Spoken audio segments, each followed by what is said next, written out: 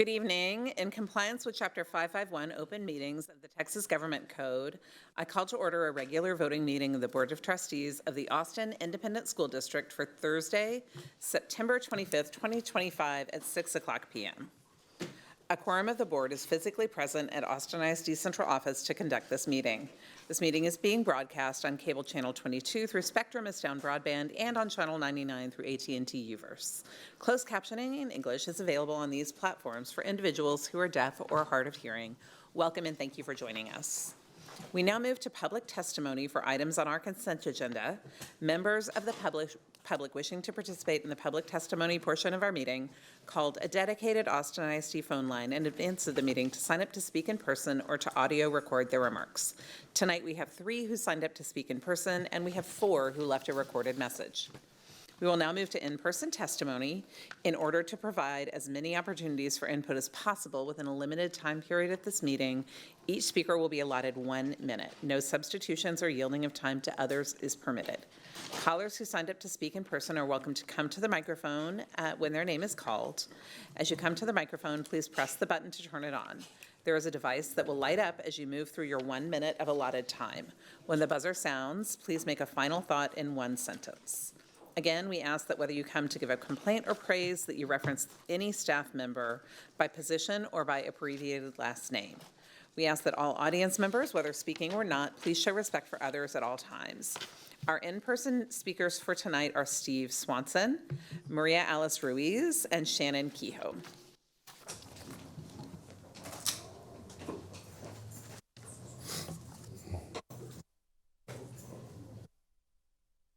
Am I on? Good evening, Steve Swanson. Thank you for the agenda item 10.4, Board Guardrails, that states the board will not exclude community voices when making major district-wide decisions. Our school planning experiences reveal the urgent need for authentic community-based planning as provided for in the Texas Education Code. The current harmful school turnaround planning must stop, and TA must start fulfilling its statutory responsibilities to provide AISD training in authentic community-based planning. To help, AISD attorneys and community members committed to the Texas Lawyers Creed with the support of the Supreme Court of Texas and the Texas Bar Foundation have recently obtained the TEA's General Counsel's commitment to the Creed. Tonight, the TEA's General Counsel is publicly encouraged to honor the Creed by providing the TEA with an informed understanding of its responsibilities in providing AISD training and community-based planning of our schools. To you, to our teachers, and to our communities.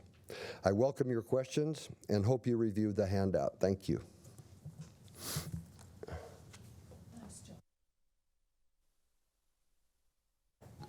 Thank you. Our next speaker who signed up to speak is Maria Alice Ruiz.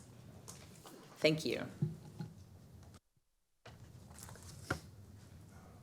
Turn on which button? This one right here? Yeah, we hear you. I think. It's on already. Okay, great.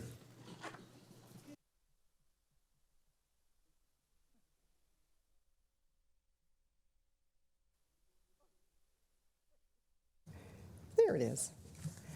Good evening, Superintendent Matthias and esteemed Board of Trustee members.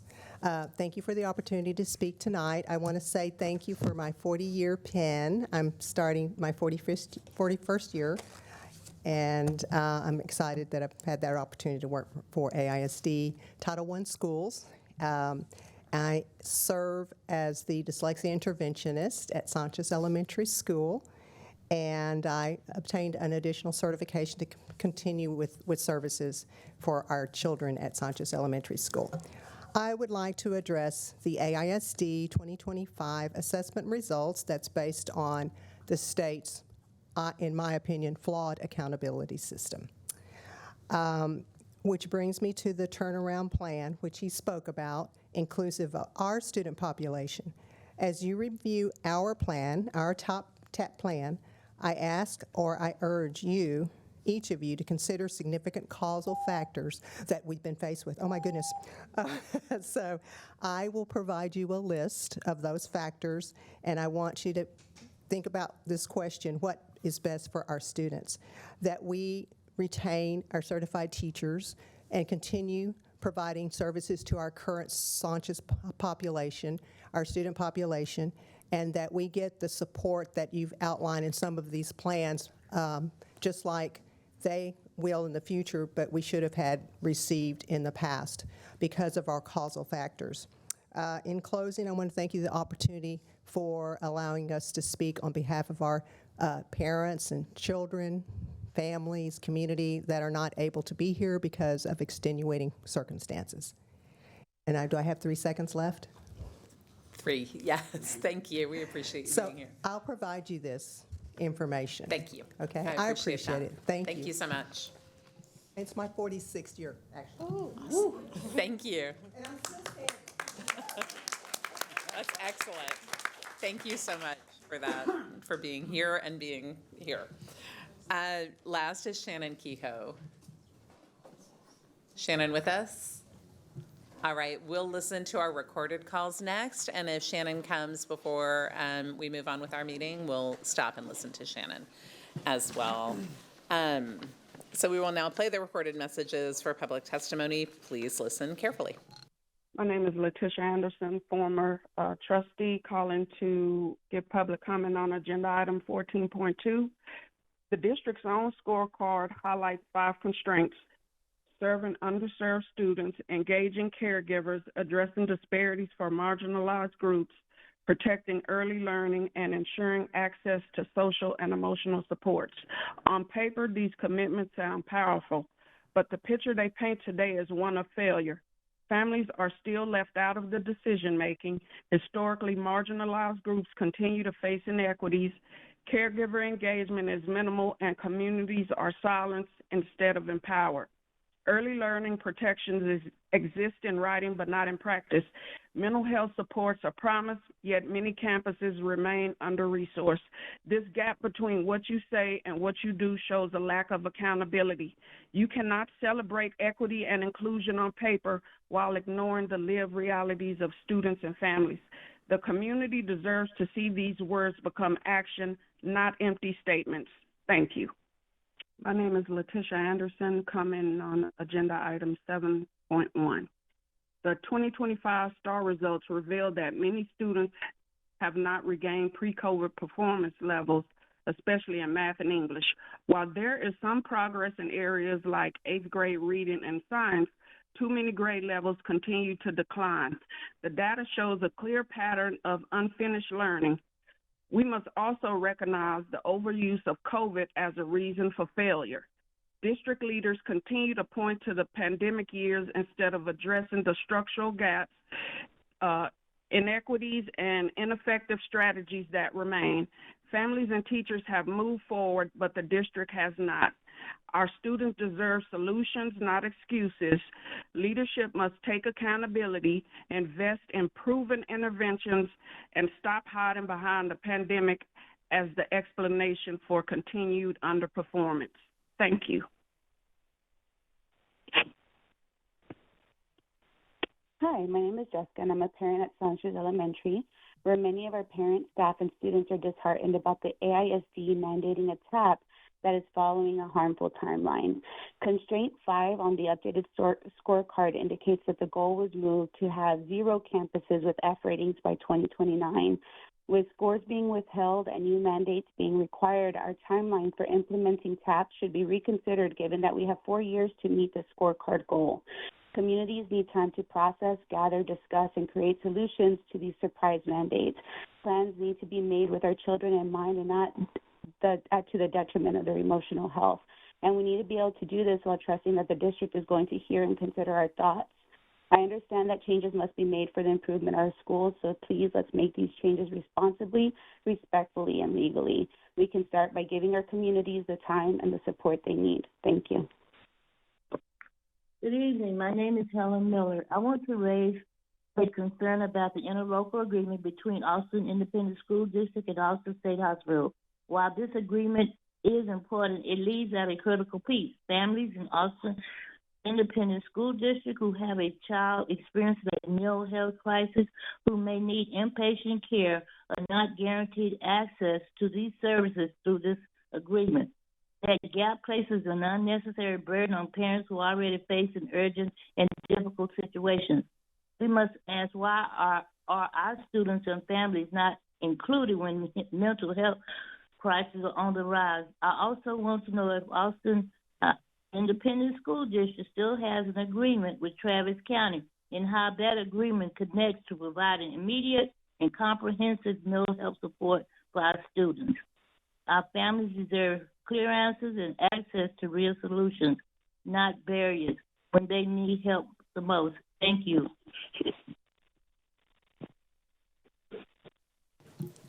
Thank you. Has Shannon Kehoe come? That's the other person who has signed up to speak in person. All right, thank you. That concludes our public testimony. Trustees, are there any questions or clarifications? All right, thank you very much. And thank you to all of our speakers in person and all of the people who called in to share your concerns and thoughts. As a reminder, please feel free to share any general comments or questions on items with the board by email at trustees@austinisd.org. Next up is a president's report. I want to take a moment to recognize that we are in National Hispanic Heritage Month, which began on Monday, September 15th, and runs through October 15th. This is a time to honor the histories, cultures, and incredible contributions of Hispanic Americans to our nation. Here in Austin ISD, this month holds a special significance. Our district is a vibrant tapestry woven with the threads of many cultures, and our Hispanic students, staff, and families are a huge part of who we are and what we do. I invite everyone to join us in celebrating the rich heritage that makes Austin ISD so strong. October is just around the corner, and Texas has designated October, the month of October, as Fentanyl Poisoning Awareness Month to increase the awareness of the dangers of fentanyl and potential overdoses. More than 150 people die every day from overdoses related to synthetic opioids. And by educating ourselves, we can protect our students and work to prevent these losses in our community. Thank you for that. Want to remind people too, in the spring, Austin ISD PD involves itself in a prescription drug take-back program. So we'll update you about that in the spring. Our next item is committee reports. We've posted the written committee report as an attachment to this item on our board docs agenda. This includes a committee report for the board policy committee. And the next item is our superintendent's report. All right, thank you, President Boswell. Board of Trustees, we'll be pulling up here the superintendent's report. The first thing I want to acknowledge is that there are a lot of things occurring right now within Austin ISD.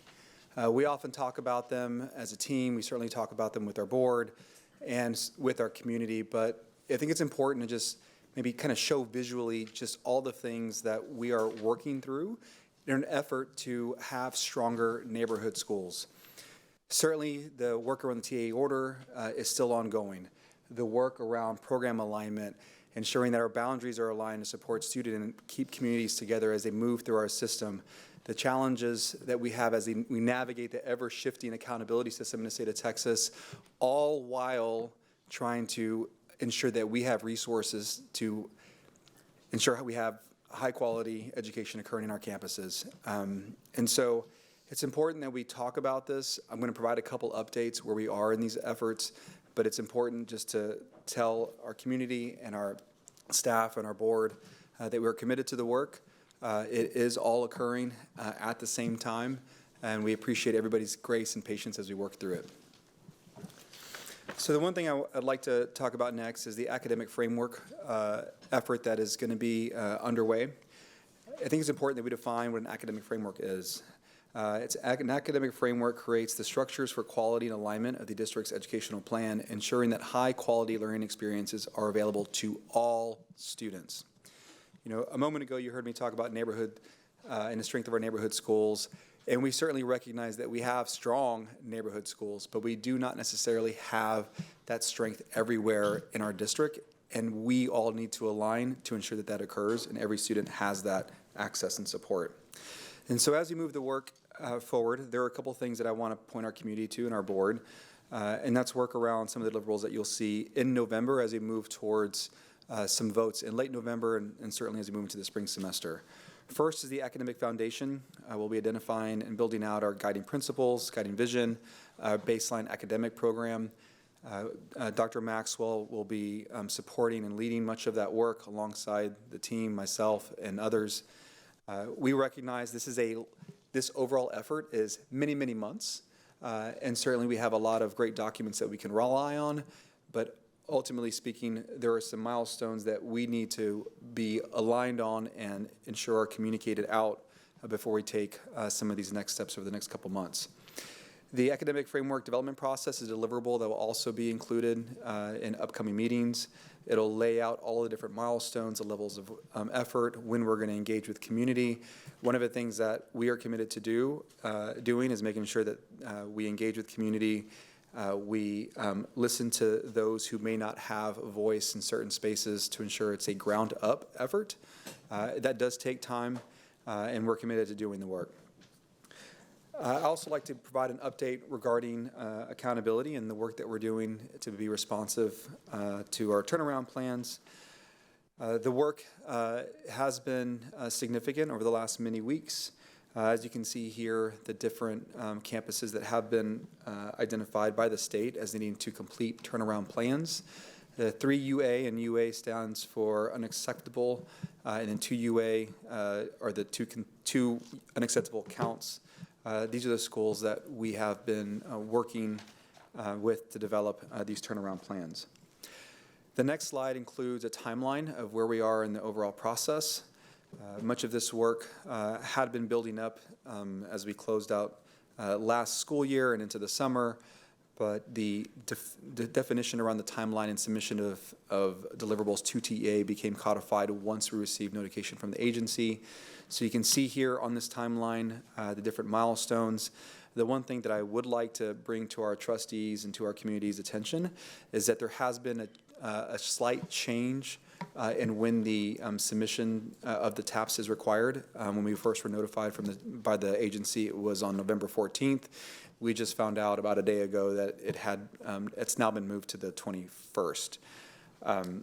We recognize that we have a board meeting on the 20th, and so acknowledging that this time does allow for additional engagement, also allows for sequencing with the board. We are looking to submit on the 21st, which aligns up well with the board meeting on the 20th, kind of ensuring that everything comes together as a thoughtful plan opposed to broken up or out of sequence. Next slide. We are going to continue to have feedback opportunities. These have been going on over the last couple weeks. CAC meetings, principal coffees, different feedback forms have all been made available and will continue to do so. On the next slide, we just want to encourage our families and community to get engaged. There's a lot going on in Austin ISD, and we are wanting to bring families into the process. We certainly recognize that the timeline is not a timeline that we would like to have. We would prefer more time, but the constraints given to us by the state require that we kind of maintain this current effort. Always, it's important for us to always communicate, engaging with your campus, engaging with your teachers. We also are making every effort to make sure that our families understand where their students are in their academic journey. One new change that I think hopefully Trustee Singh appreciates, I'm just kidding, teasing you, is we're really trying to make it easy for families to access the report cards. We've heard over the last 2 years, that accessing the portal, which is a challenge for me, and I have 2 daughters in the system, is challenging, it's difficult. So one new change that I hope our families have already seen in a progress report that came through not too long ago was just simple access from your phone. So you can receive it, click on a button, and it actually pops up. It is very easy, doesn't require portal access. I want to thank the team, certainly Ali Gladucci and Oscar Rodriguez for doing that. It's really, it gives us the ability to ensure that our families have easier access to information around their students' progress, but also acknowledges that everybody accesses information differently, and it's been a challenge for us in the past, and this is, I think, a good balance given the kind of cost constraints that we have as an organization. So just wanted to bring that to everybody's attention. Really excited about the work that we're able to accomplish. As we move forward, also want to provide an update where regarding the work around school consolidations, boundary changes, feeder pattern alignment, and program changes. As I've said before, this is all an effort to evolve the organization to get to a place where we have a balanced budget, multi-year, but are protecting the quality of education in Austin ISD. And most importantly, we're doing it in alignment with our values. So there'll be opportunities to reduce cost. We're going to be working to ensure that we have a clear understanding of what the programs will be at and what our families can expect at every elementary school, middle school, and high school, what services and what supports will be there, and also do what we can to ensure that families, as they move through our system, are not broken up, and that will really kind of lean into who we are as an organization. We know that the breaking up of communities is something that has been a challenge for us as an organization with the gerrymandering that we've had with boundaries for decades. And so we do view this as an opportunity to correct a lot of things that have occurred over the last 140 years. And again, what's most important here is we've got to do this while ensuring alignment with our values and not sacrificing any of those along the way. So if we don't take this on, there are lots of things that I get asked about what could happen. And some of these are scary, and I certainly acknowledge that. But for us as an organization, ensuring financial solvency and our ability to make payroll and having cash on hand is critically important. Every budget process we've gone through, as Katrina as the CFO, we've really been intentional about showing how the cash that we have, the income of revenue from our tax revenue, and then the cash outlays by way of recapture or other expenditures really is tenuous. And any time that we eat into our fund balance, it introduces risk. Certainly also want to recognize that if we don't take action now, as costs for education continue to rise, it'll make future decisions even more disruptive. We also don't want to shy away from the fact that if we don't do this, we will lose the ability to do it in a way that meets our values and how we would want to do it. And if we don't do it, then someone else, most notably the state, could do it. And so there are lots of elements to this. We often talk about the timeline, given where we are in the process and wanting to get to a vote in November. One of the things I say often is that our families need time to plan. And that time is critically important in the spring semester as we look at changes in the 26-27 school year. And certainly the disruption to the enrollment system, the opportunity for students to go through course selection, all of that starts in November. So in an effort to maintain continuity in our family's experience and to support transitions, we strongly feel that this time and this timeline is adequate.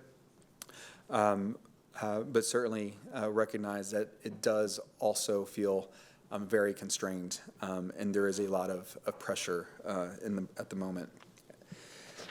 So if you go to the next slide, one thing that I think is often just useful to kind of bring back is just where we are as an organization.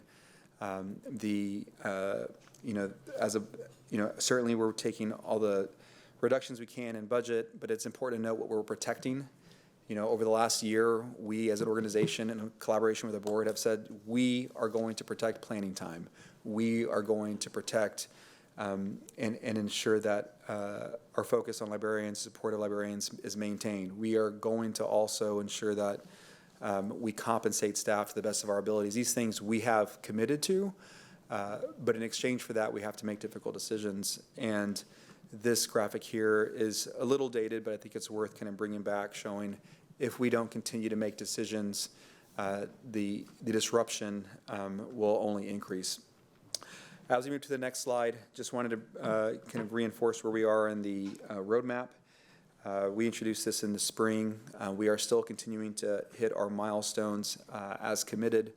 The team has been working very hard, lots of meetings, lots of engagement, and we are in the process of building out transition frameworks, working to make sure that we can support staff through any transition, making sure that we have homes in Austin ISD for those who choose to stay with us in the event that there is a transition. There's a lot of thoughtful work occurring, but it is very, very difficult. As we move to the next slide, Just a reminder of where we are in the process. We had kind of the data component of it that really kind of came to conclusion in the late summer. We've now kind of gone into the contextual analysis component where we're really thinking through kind of long-term system improvement, what we understand about the lived experiences of those in the community, making adjustments, making refinements, and we are moving towards a plan that will not be final. It will not be a recommendation at this point, but it will be something that we share with our community on October 3rd when we upload onto board docs. The next slide includes just ongoing community engagement opportunities. We have some open houses coming on October 14th, 16th, 27th, and 1st. There'll be a combination of virtual and in-person. The other thing I also want to call out is the Phase 2 survey. The deadline has been extended. It's been out there for a little bit, but it has been extended now to Monday, the 29th. And again, all of this is very helpful. It helps us understand, how we can improve all of the work and hopefully move us in a direction to get to that stable state. And as I close out, I just want to reinforce that there are hard things that we're having to navigate. A lot of it is based on things that have occurred in the past. But I do believe that we can do these difficult things as long as we do them together. And so with that, I'll hand it back to you, President Boswell, to continue on with the meeting. Great, thank you. I appreciate that report. And trustees, do we have an opportunity to ask questions, a council, correct, on the superintendent's update? Christine. We have an opportunity to ask questions about the superintendent's update, correct? You can ask questions, yet you just can't get into deliberation. Yeah, perfect. Okay, so do we have any clarification questions? Yes.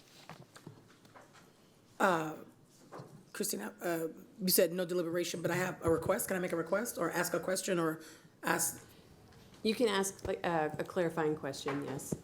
Okay. You mentioned that the open houses, they would have virtual options for families, but the turnaround programs, I noticed they don't have them. Are they going to have virtual opportunities for people to engage?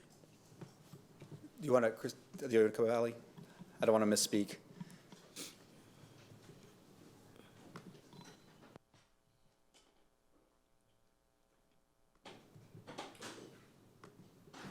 So I believe the plan, good evening everyone, Ali Galadici, Senior Executive Director of Communications and Engagement.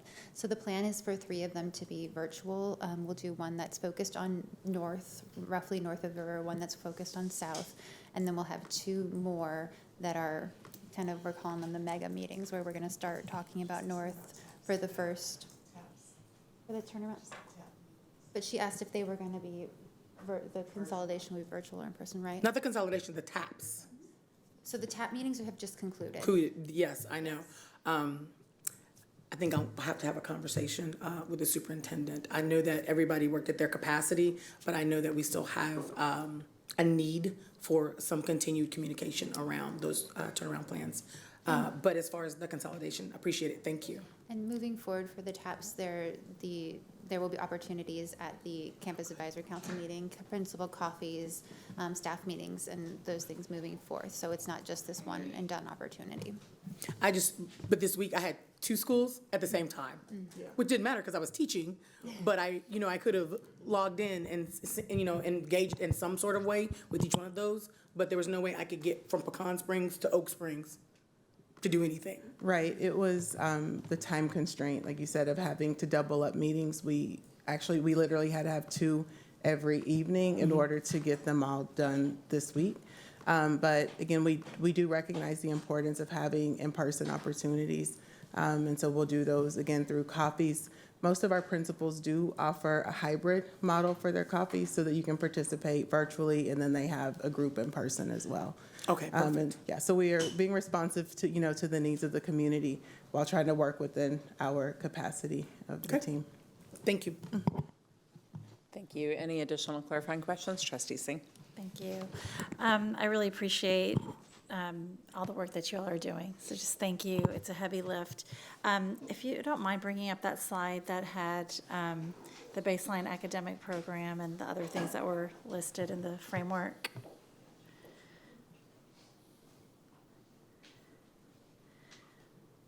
Oh, and also thank you for the report cards. And you waited until after both my kids graduated, so cool. Thank you. I know, I'm just teasing, I'm teasing. Okay, so could you talk, thank you so much for doing this, and I know this is a huge push to get this in while we're doing consolidations and TAP and everything else.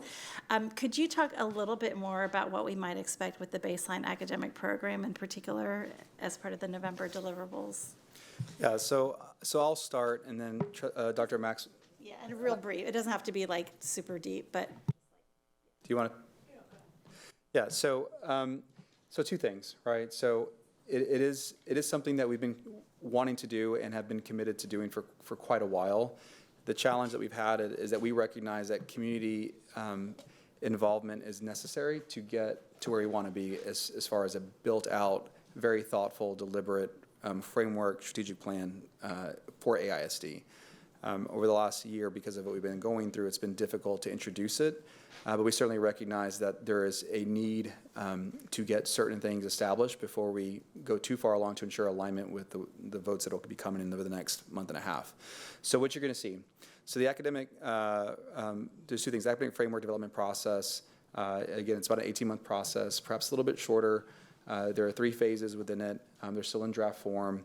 We're going to be working with Dr. Maxwell and the team to lay out each of those milestones so that, you know, our trustees and our community will see when we're going to go to community. You'll see when we're going to go to, you know, campuses, and how that's ultimately going to find its way into the work, what revisions to policy need to occur, et cetera. The academic foundation, and this is something that we actually struggle to find a word for because there are lots, that can be, interpretation can be very, very different for different people. And so what we're wanting to do is what is our expectation when it comes to the core components of AISD? You know, not only from a kind of attitude or like things that we want our students to learn and feel and grow into as they move through the system, but also what our expectation around literacy? You know, fundamentally, what do we believe in? Have it be very, very clear, and then communicate how that finds its way into the work. And so one of the things that we're working through right now and hasn't been finalized is, can you organize it to the 3 kind of largest components of the scorecard and then kind of build out? We're working to kind of establish that, but it will be a document that establishes kind of like either the base minimum programs, the clear expectations, and then where appropriate, kind of curriculum or programmatic alignment. I don't know anything else you want to add to it. Yeah, and I want to be really clear, you know, it is really meant to be a foundational document. You know, I think that there's lots of things that we have done together over the last 2 years, or even before that, that I think will ensure that we're in a really good, we have a good starting point, whether it's the work we did around the LRP, the work we did around the equity assessment, the things that y'all learned as y'all hired a superintendent, like all of those things kind of are aligned. We just need to bring them all together with input and kind of create this like starting point to ensure alignment. And then we'll build it all the way out. And my hope is that as we get through these, the work in November and December and we enter into spring, we'll be hopefully through the special education order. The work will become clear around our next steps for the turnaround plans, and we will have be working through transition for any changes tied to boundaries or consolidations. That'll really create the space, I think, to kind of grow and really move this organization, and I think where we all want it to go. So, Appreciate that a lot. I know that's a heavy lift. Thank you. Thank you. Any additional clarifying questions? I have just one on slide number 15, where we have the trajectory of unassigned fund balance. And I know we approved a budget at 15% fund balance with a change in policy and some projections about where those savings were going to come from, and I'm just wondering what the plan is for continuing to update us on the progress of that work. Yeah, so in the June 26th board meeting, we approved the budget, and we talked about coming back. We are working through to make sure we have either the budget updates or provide updates on any reductions in cost. There's something else that we also want to communicate is where we actually ended up. On June 26th, we actually hadn't closed out June financials. So there are a couple different data points that we want to update the board with. Katrina and I think, have identified when it's going to occur. It hasn't been codified, but I would say probably, certainly I think before the November vote, there'll be an update where we can share where we are and any future cuts that maybe were not taken or were taken or expect to be taken. And then we also have a budget amendment, I think, coming back October. And so that'll be part of that conversation as well. Thank you, and I'd love to make time for maybe a conversation with that budget amendment, just to be sure we understand, since we are really, we have some targets we're working to hit. That would be really helpful. Yeah. Thank you. And I had a question, with the TEA punishment plans are given to campuses. They're very, very narrow what the district can do. What choices can we give families? How can we meaningfully include them and, not tell them what's going to happen? There has to be, even though the options are very, very limited, how are we listening to what families need, and how can we include them in having some choice and some say of what's happening with their child next year? Yeah, no, appreciate that, Trustee Willie Chu, and that's, you're right. The system is designed to have fewer and fewer options the further you progress down the accountability or the string of unacceptable accountability ratings. And so for us, as an organization, when we've had these conversations, we have not been able to support or kind of reinforce some of the options that would be available if a school was at 2 years versus 3. And one of the things that's been somewhat confusing is that we're actually tackling 2-year and 3-year at the same time.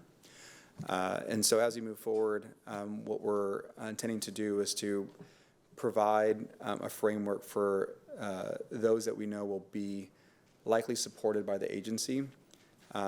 Also acknowledging that what we hear from community will help inform kind of, out of the few options we have, which one likely will be the path forward, while we're also taking on consolidations, boundary changes, and program movement. And so these meetings that we've had with our principals have been very helpful. They're helping inform our draft turnaround plans. They're going to begin to be drafted this week into next week and the following week. And so I do acknowledge that for the 3-year, we're limited, or more limited than 2-year. But I do want our trustees and our community to know that as we think about different scenarios, we do test those and get feedback verbally from folks in the agency to see if we're on the right track. So we're doing it where we can. We just don't have a great amount of options.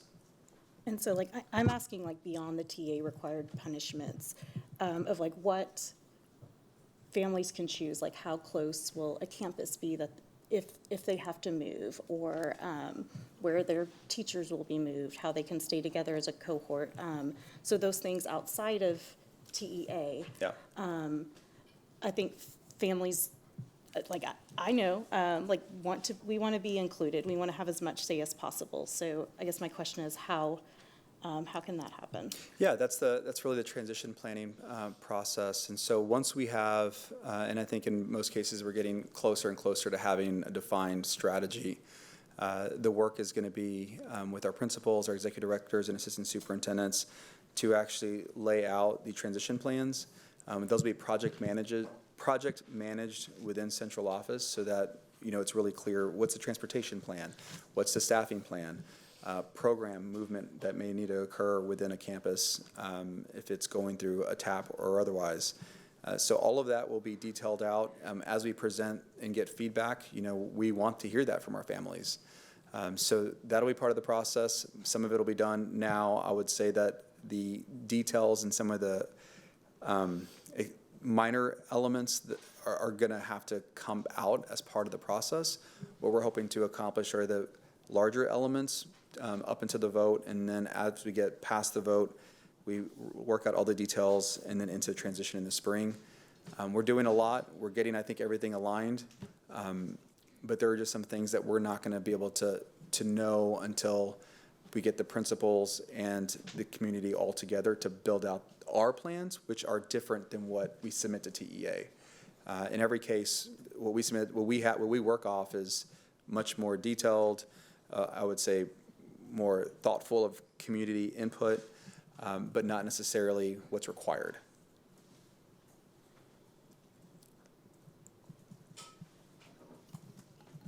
Good. Okay, any additional clarification? Okay, thank you. And thank you for the report.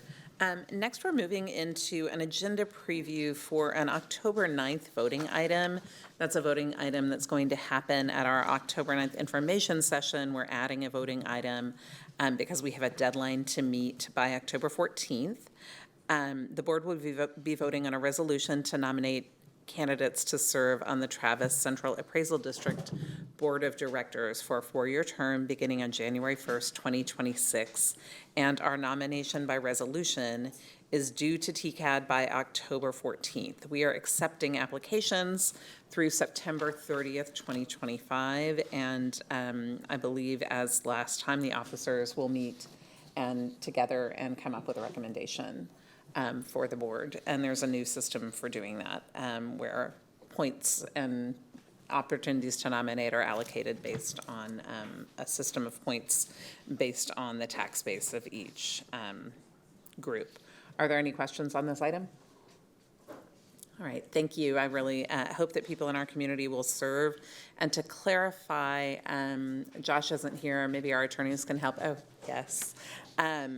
People who are employees of the district are not allowed to apply under Texas law. Is that correct? That is correct. Okay, so I want to be sure. We had some very qualified staff members apply last time, and we had to reject those applications. We couldn't consider them, and I don't want anyone to be spending their time applying for something that we have to say no to outright. So thank you for anyone who's interested, who works for the district, but we don't want you wasting your time. So thank you. I appreciate that. Any questions about that? All right, thank you. We're going to move on to scorecard, student achievement, and scorecard goals. Mr. Segura, can you please introduce this item? Yes, President Boswell. Joining me, I have Joshua Junn, Executive Director of Governance, Accountability, and Board Services, and Dylan Feenan, Director of Campus and District Accountability, to present on the Austin ISD 2025 State Assessment results. All right, good evening, President Boswell, Superintendent Segura, Board of Trustees. This evening, we will be presenting on the STAR results from the 24-25 school year. We will not be covering the accountability information, as that will be a part of the TAPER annual report presented in February. On this slide, you'll see our spring 2025 assessment calendar. You'll notice that we first test reading, language, arts, and then science and social studies, and then math, both for elementary and the middle and high school levels.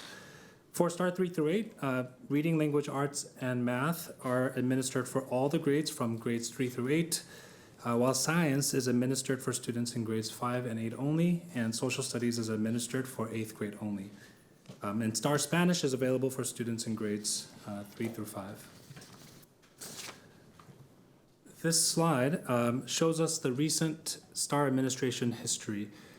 In the 2019-2020 school year, STAR was not administered because of the COVID-19 pandemic. In the following 2 school years, we saw a drop in participation because of the public health situation. And ahead of the 2022-23 school year, the STAR underwent a major redesign. Some notable changes in the administration of STAR 2.0 included all students being expected to test online and receive accommodations in the online testing platform. There were new question types, including new non-multiple choice questions, Assessments that included cross-curricular passages that aligns to Texas essential knowledge and skills for other subject areas, and evidence-based writing and RLA assessments, which was a shift from essay responses for a standalone prompt to writing a response based on a reading passage scored on a new 5-point rubric. Good evening. Now we're going to jump into looking at the actual results. We're going to start by looking at 2025 STAR 3 through 8 results, and we're going to start looking at reading STAR 3 through 8. In this graph, we're looking at reading results for grades 3 through 8 combined. When we compare 24 to 25, we see an increase in meets and above and a decrease in the percentage of students that did not meet. When we look at results for middle school English 1 EOC, taken in 8th grade, we see a significant increase in mastery when we compare 24 to 25. Here we're looking at STAR reading results in grades 3 through 8, broken up by grade level. We see a steady increase in did not meet in 5th grade reading results over time, a steady increase in meets and above in 6th grade reading results over time, and from 24 to 25, there was an increase in the percentage of students that meets and above in 8th grade. Now we're going to shift and take a look at math. Once again, we're looking at math 3 through 8 results combined longitudinally over time. In this graph, we see stabilization in STAR 3 through 8 math results after significant decrease in 2024. And we see a slight increase in mastery in 25. When we jump into middle school Algebra 1 results, we see that they've been relatively consistent over time, and we still haven't rebounded to our post-COVID performance levels. Here we're taking a look at math results broken up by grade level. Between 24 and 25, we see an increase in performance at meets and above in grades 3 and 8, with greater growth in grade 8. We have seen a steady decline in math performance in grades 3, 5, and 7 over time, and grade 6 shows no clear trend. When we look at Science 5 and 8 results, we saw an increase in overall performance this past year after 3 years of continuous decline. When we look at Science 5 and 8 separately, 5th grade performance seems to have stabilized, and we saw a slight increase in performance overall, while in 8th grade we saw a more significant increase in performance at all performance levels.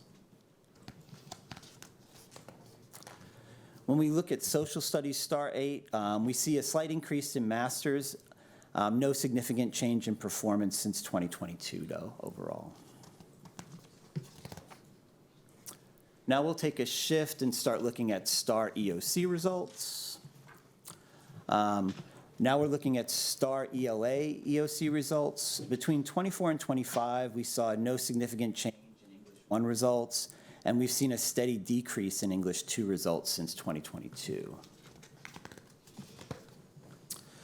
When we look at EOC Algebra 1 results, in 2025, we have seen slight improvements in students performing at meets and above, but at the same time, we're seeing slightly higher rates of students that did not meet.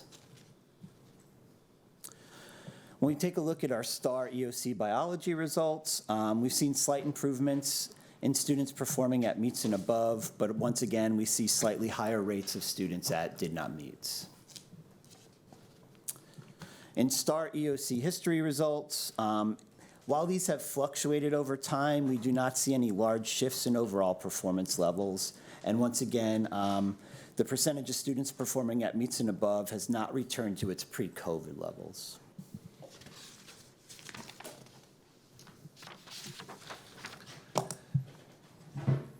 On the top chart here, you will see the breakdown of student performance on the STAR 3 through 8, disaggregated by their economically disadvantaged status. And the same for STAR EOCs on the bottom chart. For STAR 3 through 8, 23% of students who are economically disadvantaged achieved meets grade level or better, while 72% of students who are not economically disadvantaged achieved meets grade level or better. And for STAR EOC, 33% of students who are economically disadvantaged achieved meets grade level or better, while 83% of students who are not economically disadvantaged achieved meets grade level or better. Data shows significant disparity in achievement between our economically disadvantaged students and their peers. This has been top of mind for us, and this is why the superintendent worked to develop and implement the Support and Resource Index to prioritize supporting campuses with the highest needs, including staffing instructional coaches and content interventionists at those campuses. We recognize that there is a lot of work to be done here to bridge the gap and to ensure every student, regardless of their background, has the support and resources they need to succeed. Supporting our students who are economically disadvantaged will continue to be a focus for us as we move forward. And at this time, we're available to answer any questions. Thank you. I appreciate all of this. Thank you. I appreciate all of this information very much. It is interesting to see it all kind of put in one place. I have a text from Ashley that says this is student outcomes and the same rules apply for goal monitoring. She says not an appropriate time for advice or opinions, but regular questions apply. And I do want to just call out that there's it's great to see some bright spots and some improvement and some rebounding in a lot of areas after some dips. So that is exciting to see, and I know we've been talking about kind of investments making a difference, and it is nice to see that progress, especially for our students who are mastering and for does not meets going down, where we're seeing that in a lot of different places. So thank you for that. Trustees, do we have questions?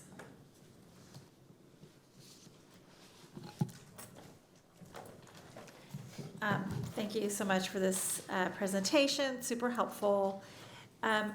Do we have a sense of how how the state overall has been doing? Like, are we following patterns similar to the state? Because I know the state has, they showed some improvements in reading overall and some decline, maybe declines in math. And so just wanted to get a little bit, and by the way, President Boswell, can we ask these practical, like clarifying questions, or do they have to be LSG approved? I don't have an answer to that. I'll see if I can get one. Okay, well. So, I guess I'll answer. So there have been certainly some areas where we have not kept up with the state, and there are areas where we've beat the state. Mm-hmm. Breaking it down group by group, I don't necessarily recall kind of where that was the case, but I will say that it goes both ways.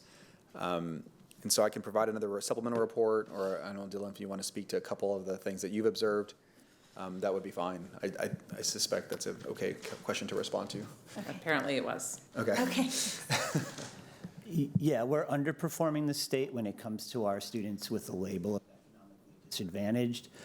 We tend to be on par or higher than the state when we look at our percentage of students at mastery, and that would vary by subject. And we tend to be on par with the state when we're looking at meets and above, so that's meets and mastery combined. But our failure rates overall, when we're looking at combined results, tend to be higher than the state, and that's driven by the performance of our students that have a label of economically disadvantaged in most cases. Not Okay, all, I appreciate that. We do, and I appreciate, Josh, you're sending some of the underlying tool for this. And there are some interesting results. And I want to make sure I'm interpreting this correctly, but it looks like actually, I'm just going to hold my tongue because I'm not sure I'm interpreting this correctly. But I would really be interested in having a more detailed analysis by student group, and maybe we can wait until the taper comes out. That usually comes out like in October, right? December. Or Yeah. December. November, Okay, December. then I'll just wait till that comes out to do my other questions. So thank you.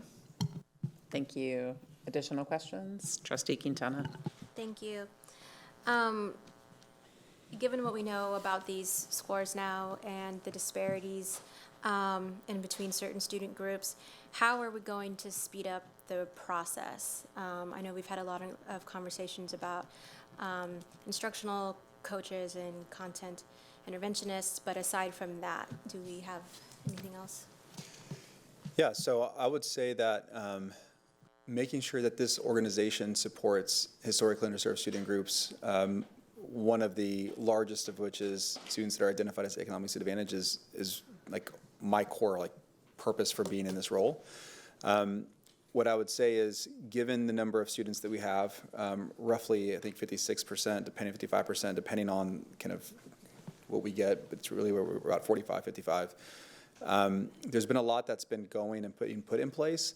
I would say right now it's about fidelity of implementation in these areas. So I would say the first one being is, one big one is MTSS, multi-tier systems of support. So over the last year, we've been steadfast in ensuring that we have a system that truly tells us where our students are. Are they on grade level? Are they not? Do they need interventions? If so, how do we have the resources in place, whether it's an educator with the right curriculum to leverage or a content interventionist coming in to do a small group? Where is that gap? And so I would say that in 24, 25, we were just getting started, because really in 23, 24 is when that system came in.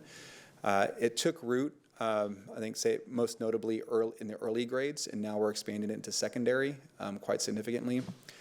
So that is a big area of focus for us. So that's one. So I do expect this year to be a significant movement in that area, which will help much of this. The other thing I would say is our curriculum is finally, I think, becoming more aligned to ensure that our students who've been most historically underserved, maybe even have high mobility rates, aren't impacted because we are not providing the resources to our campuses or to our teachers.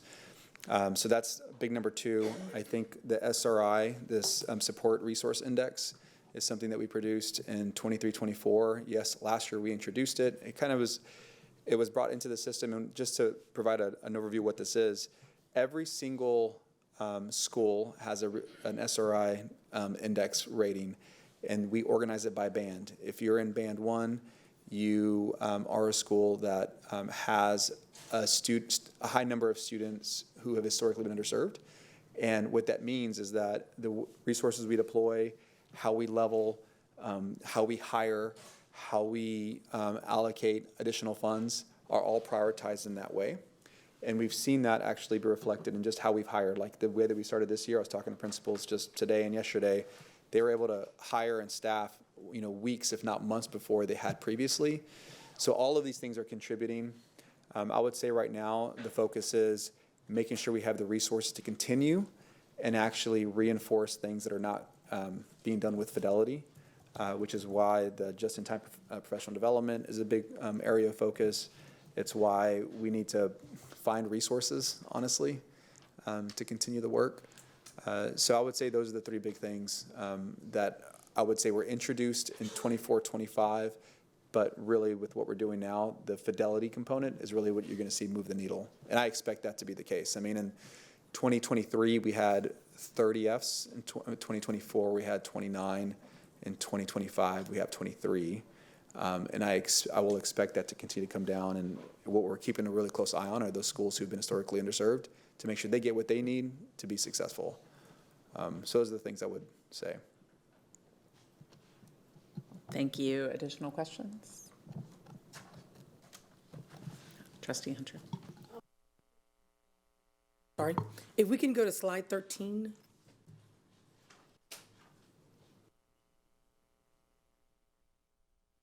Excellent, thank you. Showing some growth in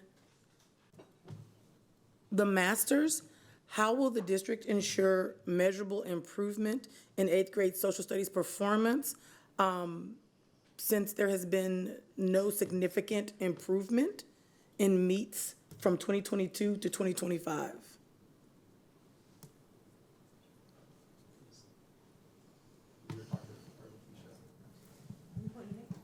Let's say you're at least, or Dr. Wilson would probably be it. Process-wise. Sorry, we're all right next to each other. Do you want me to repeat the question, or? No, it's okay, I was listening. Okay. So I think social studies really is one of the topics we don't get the opportunity to talk about as much. We focus a lot on reading and a lot on math. Fortunately, I think there has been I'll say a shift in the way we teach language arts, so it's not just focused, and especially right now, as we move to high-quality instructional materials, so that it's not just focused on genre, but it is focused on the world, so a lot of science text, a lot of social studies text, things like that. So I think just even the shift towards high-quality instructional materials really will make a difference. Social studies is also one of the areas that our academics team is working on putting together. There's not as much focus on high-quality instructional materials as social studies as well, coming to us and that are being actually produced by publishers and things that are even available in open resources. And so we do have to curate a lot of things in order to make sure that they have what they need. But our academics team has been working on providing some really structured supports and lessons in social studies so that they have a curriculum that guides them or resources that they can use and a curriculum that actually guides them and some lessons that guide them in using it. So that's definitely been a structure that's put in place, but I think it's really kind of just the big picture of not always leaving social studies and learning about the world to the social studies classroom, but that it's integrated, and we're using those opportunities to do it. Okay. You mentioned HQIM, small HQIM. So we don't think that the other one, people freak out when I say the other one.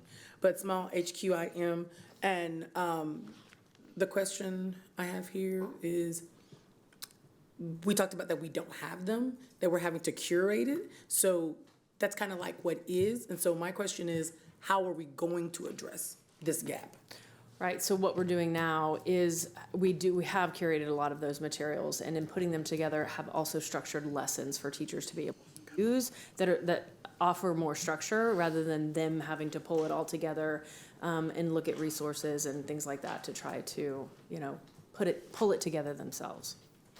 Okay, and how long has that been going on? So I'm trying to see when I should see a shift, right? This year. This year. So it's starting this year. Now, there's always implementation. It takes a little bit, but we're, starting to see some of those results. Our early grade levels as well. I had the opportunity to spend a couple days this week with 12 middle school campuses teachers as well with some of these trainings and using the material, which is always a great opportunity and way to really help implementation. But yeah, we're starting that this year with those additional structured supports. Okay, thank you. Sure. Thank you. We have Trustee De Urioste. Could we go to slide 19, please? Sorry, just to flesh out the context for this question, when I look at this, the disparity is really obvious. But in this conversation, I think it gets easy to presume campuses that are extremely high socioeconomic disadvantaged students, but clearly some of these students are going to the same campus, right, that are on both of these bar graphs, and they're receiving the same level of fidelity, the same general instruction, presumably at both of those campuses, aside from maybe specific class changes. Course changes.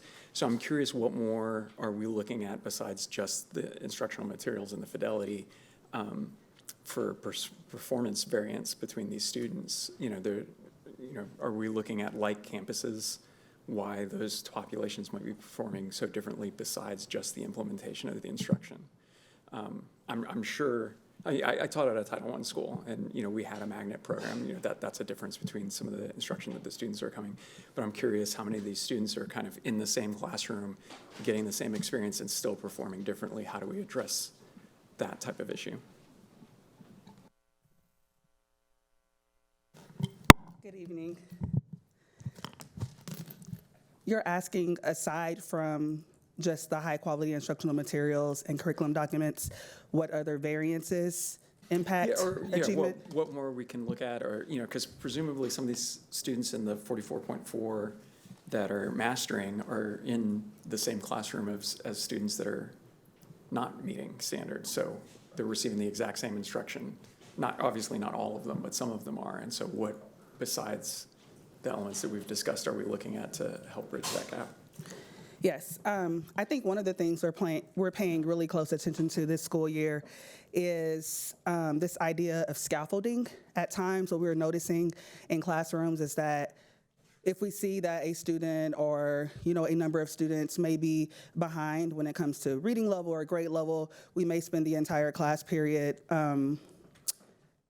teaching to a level of instruction that is below the grade level instruction, and never scaffold to the intended point of learning for student mastery.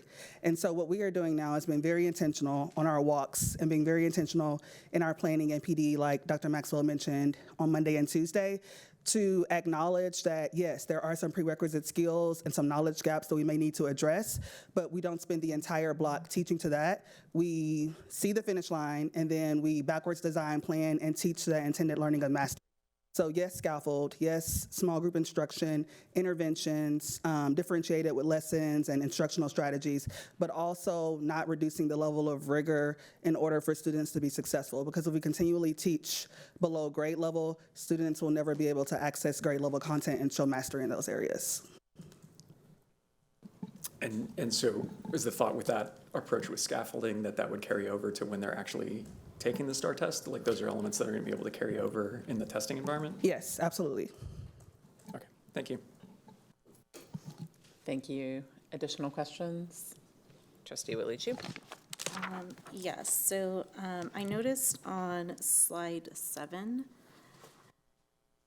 that our 6th and 8th grade scores increased more significantly than any other grade level.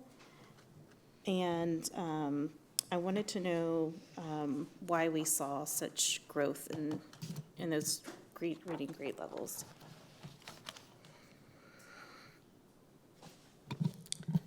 I will start, and Dr. Maxwell will tag team me if I'm not hitting the mark. What I will say historically, and this is not just in our district, but across the state, and I would argue across the country as well, 7th grade is a very particular grade. And it's hard to staff teachers in 7th grade. It's an interesting time of year with students.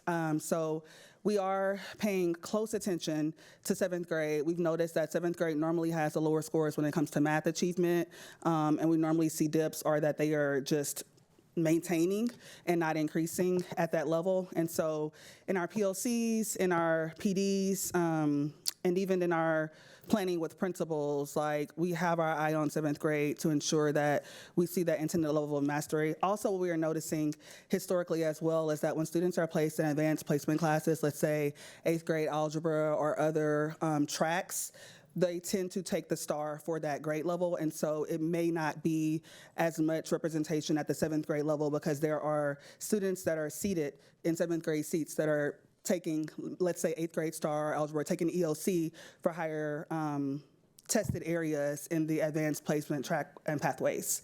But specifically speaking to 6th grade performance in math and 8th grade performance in 6th and 8th grade in math and reading, those were areas that we focused on last year.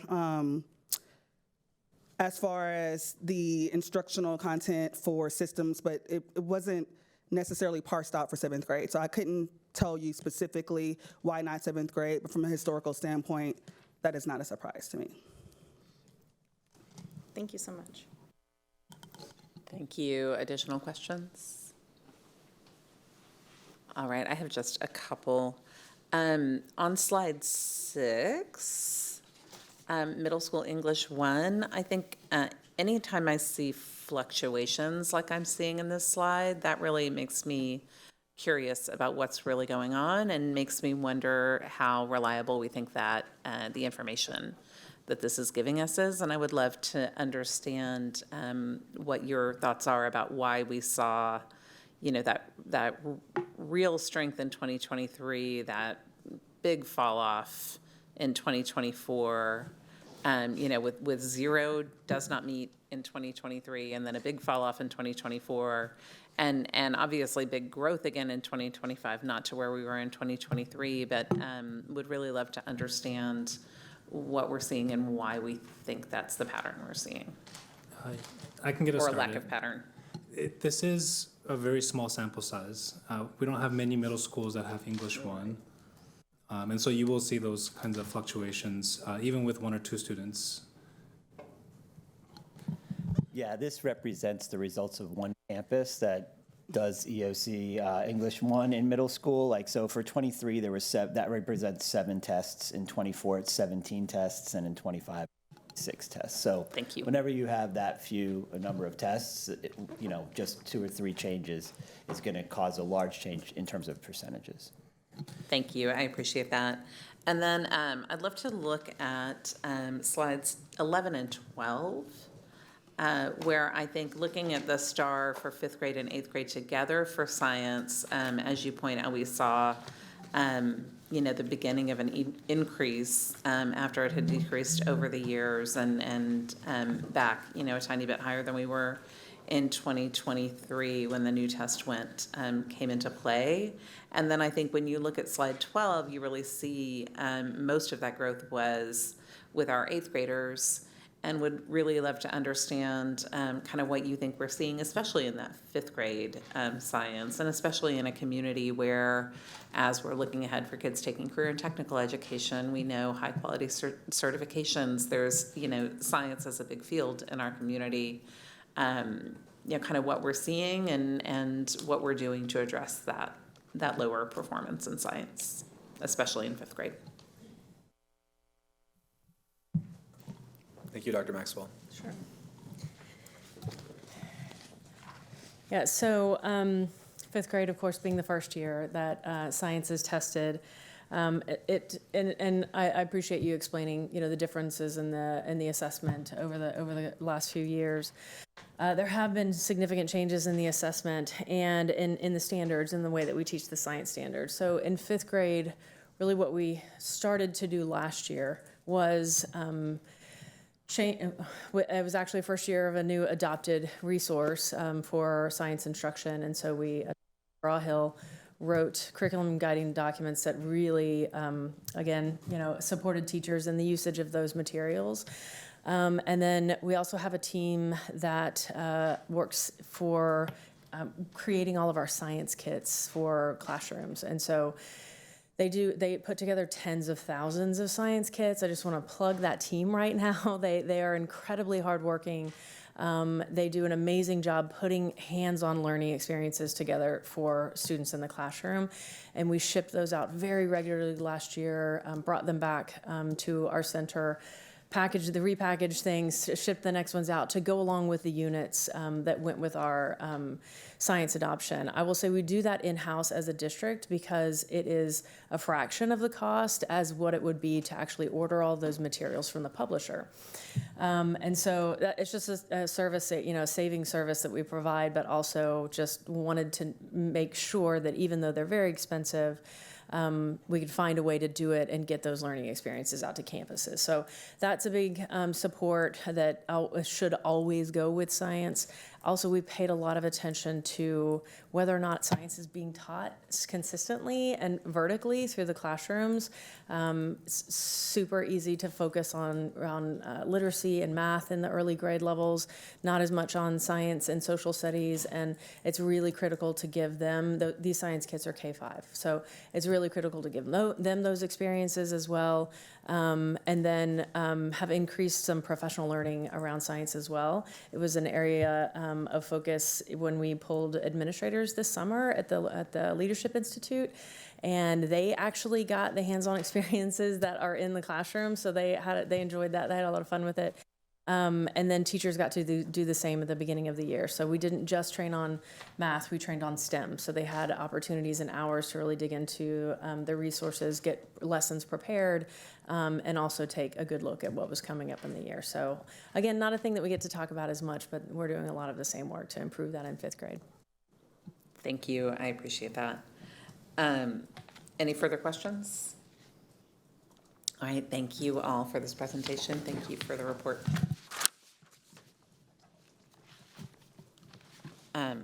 We are now moving to our consent agenda, and before we do that, we are going to pull a few items for a separate vote based on our conversation at the information session last week.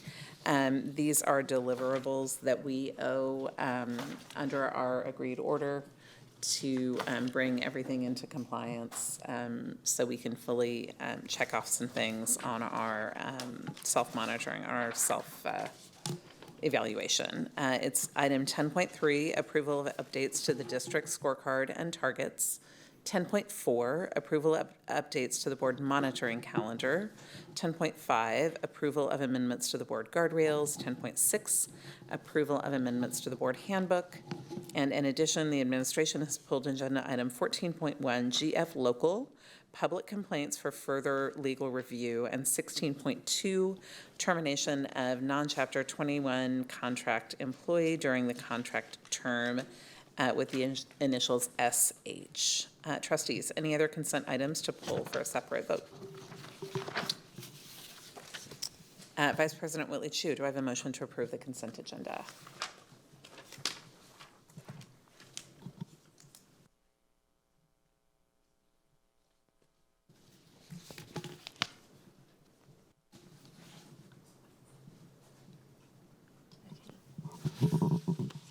Yes, I move to approve item 8.1, items 9.1 through 9.3, items 10.1, 10.2, and items 10.6 through 10.11. And we're pulling 10.6, so it'll be 10.7. Thank you. Yeah, Items thank you. 10 Double point- checking while you read. Thank you. Items 10.7 through 10.11, items 11.1 through 11.4, items 12.1 through 12.3, item 13.1, item 14.1 and 14.2. Yeah, not 14.1, just point. We're gonna pull 14.1, okay. Items 14.2. 17. And then not we yet. have items for separate vote, so those were good. Later, okay. Thank you. All right, is there a second? Second. Thank you. Trustees, any discussion on these items? All right, having a motion to approve by Vice President Whitley Chu and a second by Trustee Quintana to approve agenda items 8.1, 9.1 through 9.3, 10.1 through 10.2, 10.7 through 10.11, 11.1 through 11.4, 12.1 through 12.3, item 13.1 and item 14.2. All those in favor, please raise your right hand. And the motion passes by all those on the dais, 8-0. And now we will move to items pulled from the agenda. We will start the abstention items. Yeah, let's go ahead and do the abstention items, and then we'll do that. Does that work? Okay, let's go ahead and do the abstention items. So we have abstention items for a separate vote. Do we have a motion to approve item 15.1? Yes, I move to approve agenda item 15.1, 2025 through 2030 school year, approval of an educational experience agreement between the University of Texas at Austin Social Work Program and Austin ISD. Thank you. Do we have a second? Second. Thank you. Is there any discussion? All right, having a motion by Vice President Whitley Chu and a second by Trustee Quintana to approve agenda item 15.1. All those in favor, please raise your right hand. Any opposed? Any abstentions? That passes 7 in favor and 0 opposed, 2 abstention. No, 6 in favor, sorry. Oh, yep. Yes, because we're missing 1. 6 in favor, 0 opposed, and 2 abstentions, with Trustee Kaufman and Trustee Foster abstaining. Do I have a motion to approve item 15.2? Yes, I move to approve agenda item 15.2, 2025 to 2026 renewal of interlocal agreement with the University of Texas for Literacy First. Do I have a second? Second. Thank you. Is there any discussion? Yes. I just want to thank the district for continuing this awesome program. It shows great results, and it's one of the few that has a randomized controlled trial to show its effectiveness, and I really do appreciate the commitment to excellence that we have with this program and the program's commitment to excellence to our students, so thank you. Thank you. Any further discussion or comment? All right, having a motion from Vice President Willie Chu to approve item 15.2 with a second by Trustee Quintana. All in favor, raise your right hand. Any opposed? Any abstaining? And again, we have 6 in favor, 0 opposed, and 2 abstaining, with Trustees Kaufman and Foster abstaining. Moving on to 15.3, do I have a motion? Yes, I move to approve Agenda Item 15.3, 2025 to 2026 interlocal agreement with the University of Texas for Literacy First District Capacity Building Model. Thank you. Do we have a second? Second. Thank you. Is there any discussion? All right, having a motion by Vice President Chu, a second by Trustee Quintana to approve Agenda Item 15.3. All in favor, please raise your right hand. Any opposed? Any abstaining? And again, we have 6 votes in favor, 2 abstentions, with Trustee Kaufman and Foster abstaining. Moving on to 15.4, Vice President Chu. I move to approve Agenda Item 15.4, approval of an interlocal agreement between the University of Texas at Austin and Austin ISD for the on-ramps program. Thank you. Second. Thank you. Any discussion? All right, having a motion by Vice President Willie Chu and a second by Trustee Quintana to approve item 15.4. All in favor, please raise your right hand. Any opposed? Any abstaining? And we have 6, Trustee Foster, are you abstaining? We have 6 in favor with 2 abstentions, with Trustee Foster and Trustee Kaufman again, to approve item 15.4. We can come back to our 16 items. Since those are for separate vote, we'll go back to our items under Section 10, Board Administration. And we will start with 10.3, the first item that has been pulled, approval of updates to our district scorecard and targets. Do I have a motion to approve 10.3? I move to approve Item 10.3 by reducing the number of goals to 3 and striking goals 4 and 5, and by reducing the number of constraints to 1, striking constraints 1 through 4. Okay, do we have a second? Could you restate? Yes. I move to approve Item 10.3 by reducing the number of goals to 3, striking goals 4 and 5, and by reducing the number of constraints to 1, striking constraints 1 through 4, and keeping constraint 5. Thank you. I second. Okay, trustees, any discussion? Trustee Kaufman. I appreciate the narrowing of the number of items to focus on through our constraints and our goals, but per our discussion last week, I am in favor of the proposed goals and constraints and GPMs that are in the posted agenda. So I would prefer not to strike goal number 4. I would prefer not to strike the constraints.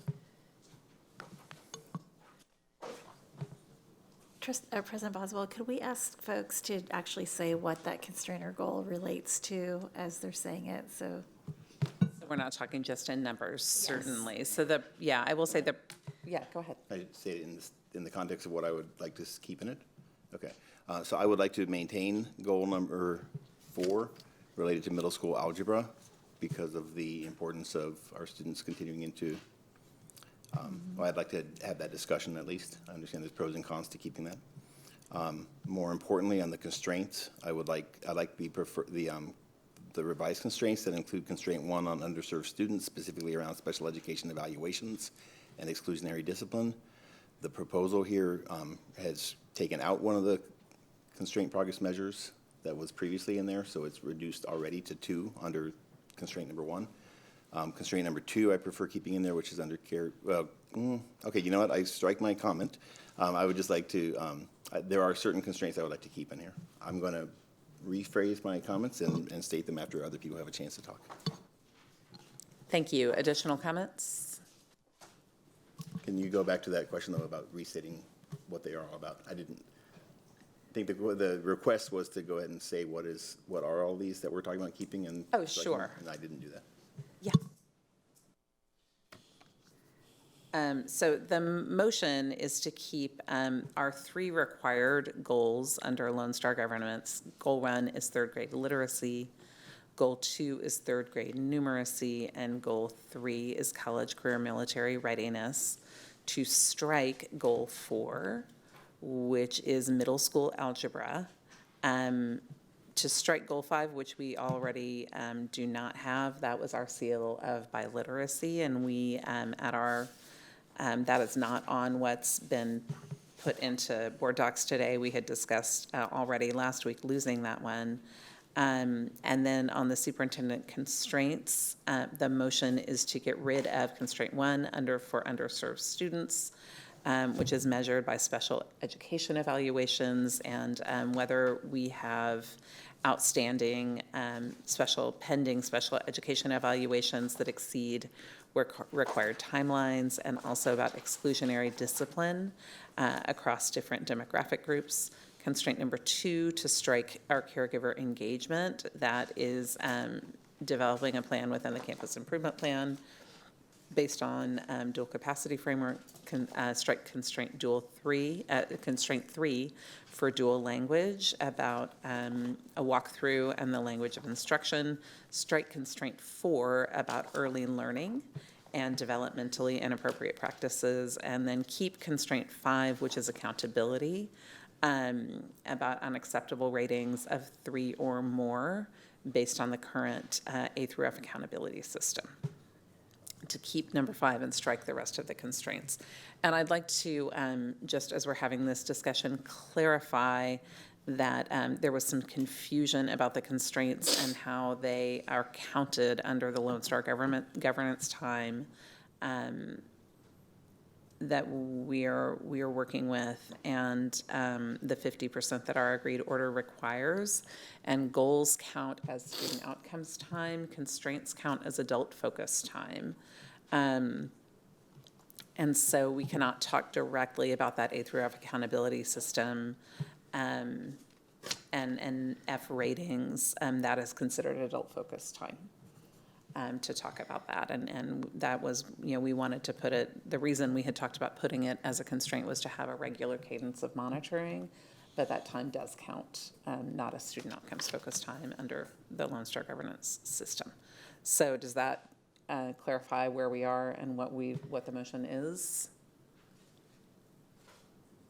And is there further? So I think Trustee Kaufman has expressed that he would like something different from the motion, and for algebra to remain, and some questions about the constraints. Do we have further discussion? All my specific, there are other pieces I would like to keep in there, but I'm retracting my specifics that I stated until such time as I hear from other trustees, and then I'll restate my opinion. Thank you. Trustee Singh? So for the goals, I think I agree with Trustee Kaufman. Which is to keep the 3rd grade, the 3 that we're required to keep, 1 through 3. The literacy, 3rd grade math, and the CCMR one. And then I would want to keep the middle school algebra.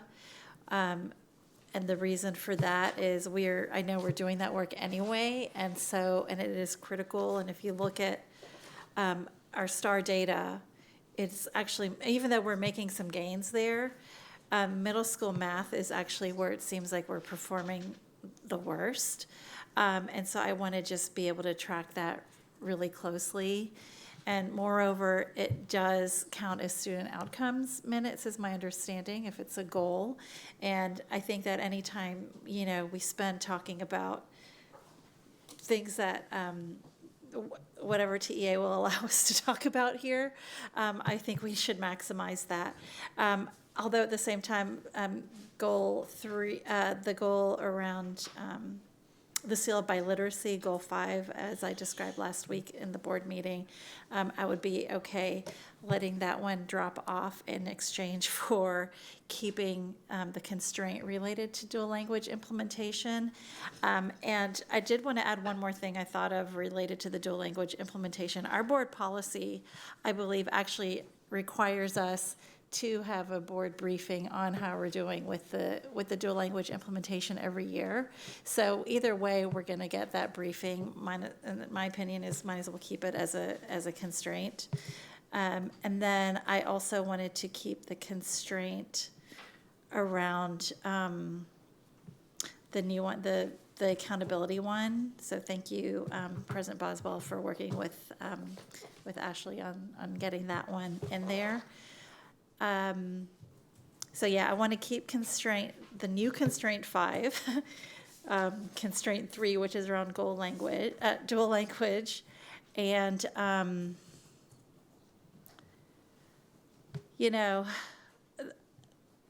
I can't remember, Catherine, was your original motion to strike the underserved students one, constraint 1?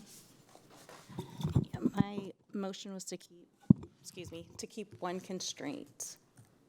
So the number 5. Okay, just number 5. Okay, so just right. Okay, I think I'm good with that. Just keeping constraint 3 and 5 are probably the 2 constraints I would like to keep, and then I would like to keep goal 1, 2, 3, and 4, which is the algebra. Thank you. Thank you. Additional questions or conversation, comments? Trustee ISD. Yeah, I would say that I am in agreement to go down to the 3 goals. And for the middle school, I think my rationale is based on my understanding of the reporting requirement. And if there's just one yearly progress measure, reporting on it several times doesn't seem valuable. Regarding the constraints, I would like to keep constraint 1. I'm okay cutting 1.1, the absentee, but these are duplicate. Choose the progress measure. Yeah. But the draft that I see regarding special education evaluations and exclusionary discipline, I think those are both ones that are valuable to the community and kind of fit the spirit of what a constraint would be, as opposed to the conversation that we had last session about constraints being additional goals. These actually do seem like constraints to me. And then I'm in favor of keeping the dual language since we're cutting the goal around dual language, and constraint 5. Thank you. Additional comments? I move to divide the motion. Okay. Okay. In what way? So I move to, would I state the 2 separate motions, or need a second to divide the So we have a motion? live motion, so do you want to amend the motion that's on the floor? Yes, Or do you I- want to withdraw it and make a new one, perhaps? Sure. Okay. I will withdraw the motion. I move to withdraw the motion. And so Board to President, divide it the might be motion, can appropriate- I? It might be appropriate to ask if there's any objection to the withdrawal of the motion. Is there any objection to withdrawing the motion? Okay, see no objections. Are you ready to make a new motion, Vice President Willie? Yes. Yes.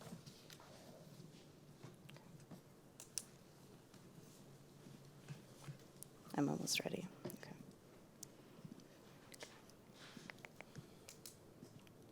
All right. I move to approve item 10.3 by reducing the number of goals to 3 and striking goals 4 and 5.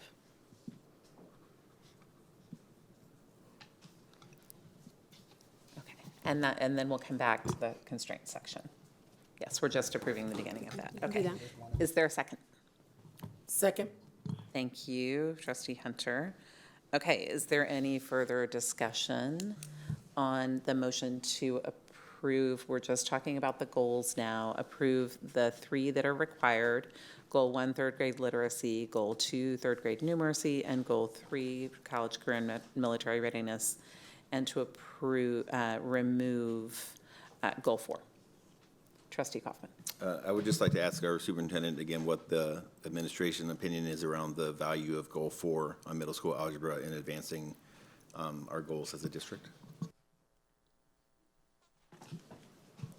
And I ask that in the spirit of knowing that we have a shared interest in this, in the progress of our students in achieving high-level math, but I also want to be very thoughtful about the extent to which our goals and our constraints help move the work forward versus the extent to which our goals and constraints put undue demands on the administration and overload the work that we're doing.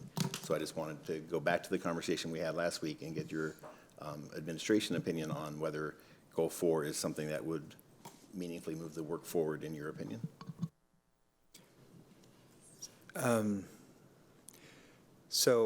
Trustee Foster, given that goal, sorry. He's talking to you, Kevin. It's okay. I closed my eyes when I was about to do this response, so I'm like in a. We look the same when your eyes are closed.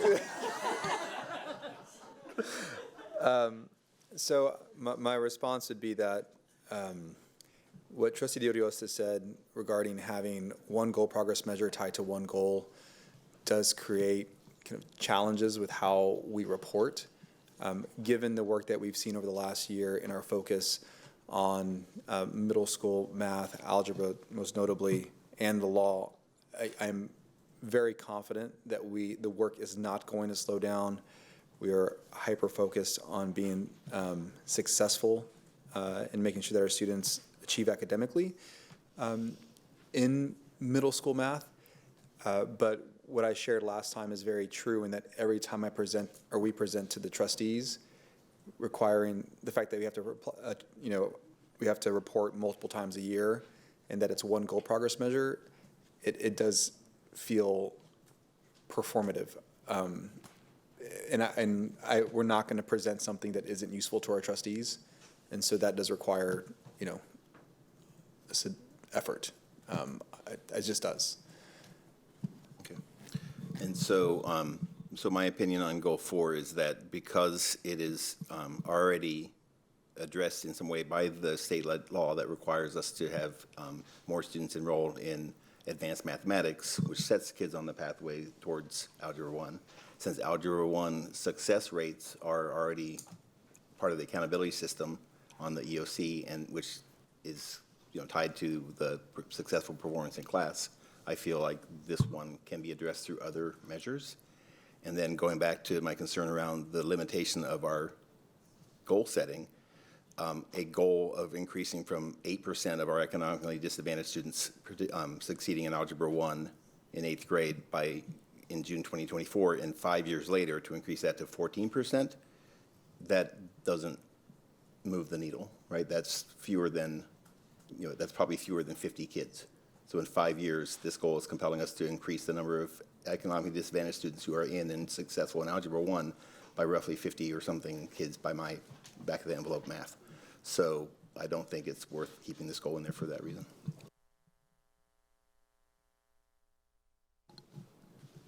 Trustee Singh. Yeah, I appreciate the conversation. When we report on the goals,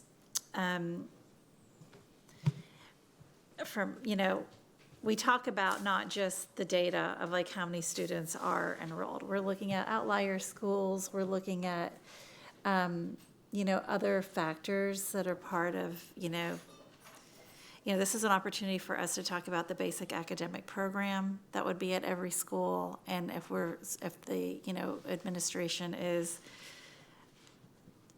it's a way for us to check progress on that through the lens of mathematics. It also, as long as we're under LSG, I'll just be frank, it does allow us more time to talk about student outcomes in a very specific way, in a meaningful way.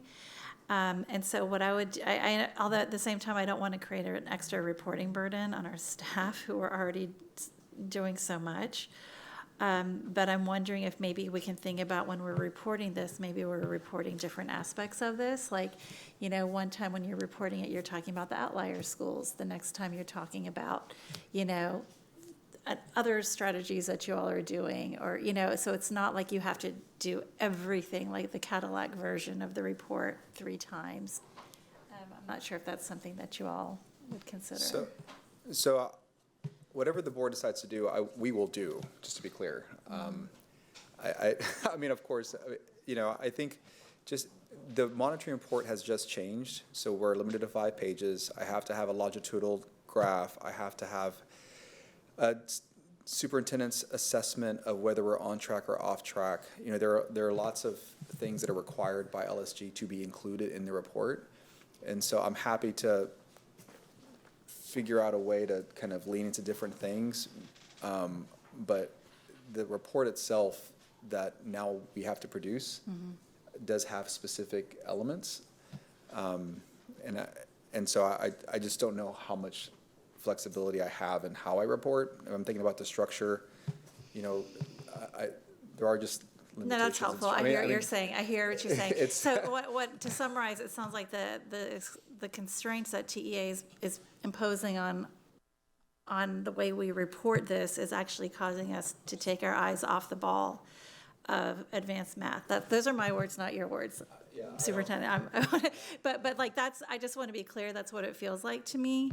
I'm still going to support including this goal. I might be outvoted, and I'm cool with that, but I just feel like it's hard for me to be in this seat and say I'm not going to track middle school math because of a flawed reporting requirement that's being imposed on us. So I'll leave it at that. And I think what I offered at the last board meeting, and I'm happy to offer at any point, is we're happy to share our work and provide reports and board updates, and if we need to, we can post them. I think what you're perhaps suggesting, we can definitely accommodate. I just don't know I can accommodate it in this structure. So if that's where the board ends up, we're happy to accommodate it. It's in the board scorecard, I'm happy to do it. But I think in either case, the work is going to progress. We are going to monitor. We're going to share our work. That's my expectation, our expectation of the team, and we've made that clear. Thank you. Any further discussion? Trustee Foster. Sure. In order to function as a professor, I have responsibilities for teaching, research, and service. I work most effectively and efficiently when I can bring those into seamlessness. And the teaching that I do also has a service dimension. The research that I do involves my students, et cetera. Like, you try to bring these together. Likewise, if I'm teaching and I have to give an assessment, a test, I'm best served if that assessment simultaneously advances learning. That is to say, this assessment isn't just time away where the students have memorized something, they dump it out, and we move on, never to return. Rather, I'd love to see something Socratic or something where the students actually gain in the process of the assessment. I give those 2 examples to say that in a moment when we have a ton of turnaround plans, we have a fiscal cliff and consolidations, and we have reduced central office staff, and we have just a ton of stuff going on with fewer and fewer resources. If the administration says to me that it is going to be hard to continue to do the work while we have to take time aside in generating the reporting, and if we can't find a way for the reporting and the scorecard work to be sort of synergistic to the process, and rather the reporting work is time away from campuses for administrators and time away from conversations and efforts that are sort of critical to the mission. If those can't be brought together, then we are in a moment where we have to, in a sense, exercise both some faith that is hard because we have a monitoring responsibility, but exercise some faith of saying, look, go and do the work. And we won't have the check-ins the same exact way. I think the ask of the administration then would be that the administration is completely open to our other channels that are sort of within our framework, like our tracker and like our one-on-ones and like our conversations, like our campus visits, so that we can continue to monitor the work in a way that's, in line with state expectations. So like a little bit of a give in both directions. But for me, I see our situation as dire in terms of we have not had the collapse of morale. In fact, our morale has been going in the right direction for some time now, and I want to honor that. I want to protect that. I want to listen to that. And so for me, although it is hard, it's really hard, I have this strong preference of following what I'm perceiving to be the recommendation to reduce the scorecard items from 5 to 3. Thank you. Additional comments or questions? I just want to update my back of the envelope math. Actually, it's around 181 students increase over 5 years, not 50. So still 30 a year that we're adding to the Algebra 1 success pile. Thank you. I appreciate that. Trustee Hunter. Thank you. I'm just going to echo what Trustee Foster said, in that it is right now, and I feel it, everything, everywhere, all at once that we are doing. But my expectation is that the work is continuing, and one of the channels that I plan to use is that one-on-one, because I do want to know, because I have 2 outlier schools that do pretty darn good when it comes to Algebra 1, right? And so I want to know that those students who fall into the category of economically disadvantaged, which is what the state calls it, right? I just call it other advantaged. But economically disadvantaged students, I want to ensure that those numbers are increasing, that those students in those 2 outlier schools, middle schools that I have, those numbers are increasing. And it's not just being select kids cherry picked. It's like, we believe it. You're here. We want to get you there. So while I don't want to spend resources, much rather have more TAP meetings, but I don't want to spend resources on that. My expectation is that that work is still occurring, and that it will, should I ask, it's being reported out, those numbers are at your fingertips, and you would be able to give those to us. Thank you. Thank you. Additional questions or comments? So I will, a few things. I feel like we have responded in part to the administration's call to reduce the burden by taking off Goal 5, which definitely reduces the burden and the reporting. I feel like when we were doing engagement about the scorecard, I heard very loudly from our community that we want more than STAR scores. We want more than standardized testing. That gets into our college, career, military readiness to some degree. It gets into, in this goal, really in our goal progress measure, that ambition for our 6th graders, that our 6th graders, no matter who they are and where they come from, deserve meaningful access to advanced math curriculum to set them up for success. And I feel like the data are very clear that when we do, Walter Stroop, who used to live in our community, did excellent work on this in Boston, across the country, that when students have access to algebra in 8th grade, they are more likely to enroll in college and succeed in college. But it is a predictor and a driver, which is what Lone Star Governance asked us to do. I agree with you, Trustee Kaufman, that the numbers are tiny because of the constraints put on us. They are larger in that 6th grade advanced math. And to your point, Superintendent Segura, we are going to see much bigger numbers than the percentages that are on the scorecard right now. That the reality is going to be, we hope, that more than that 180, more than that small number, because kids are engaging in this early on. I think to me, the ideal would be to keep it and report in a different way. I know that's not the coaching and the expectations we have from Lone Star Governance. I understand they want to see a trajectory through the year that you can follow. So I know it needs to fit into the box we've been given.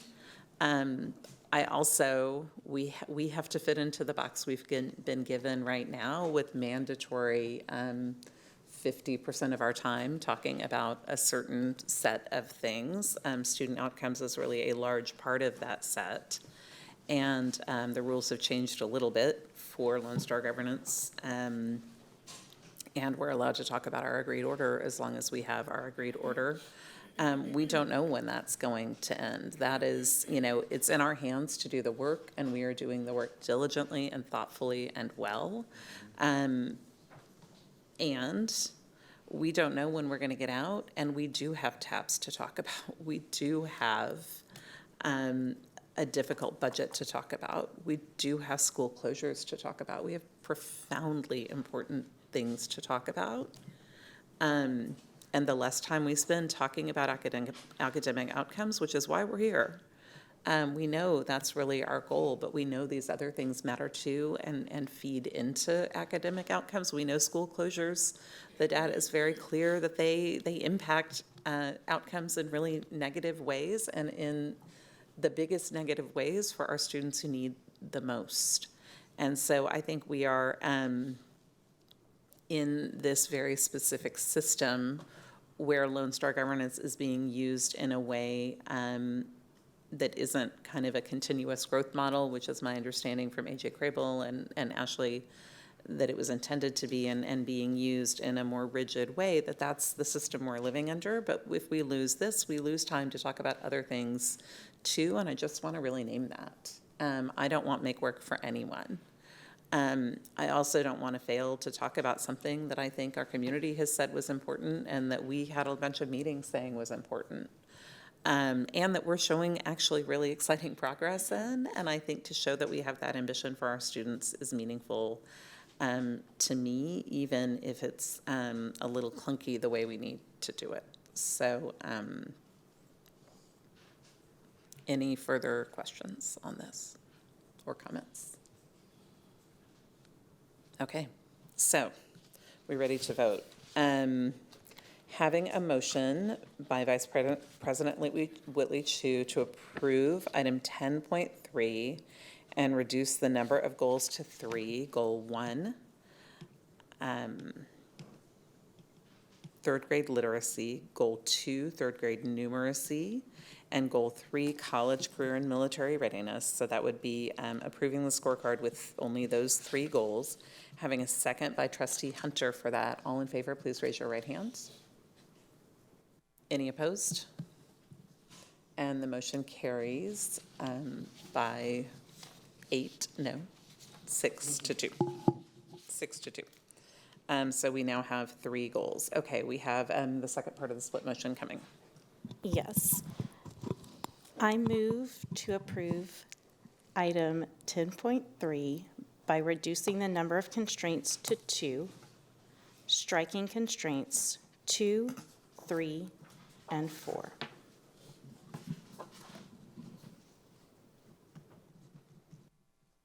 Okay. Do we have a second?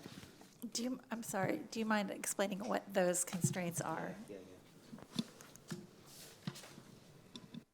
So, based on the discussion, there is a lot of support for keeping number 1 and number 5. And number 1 was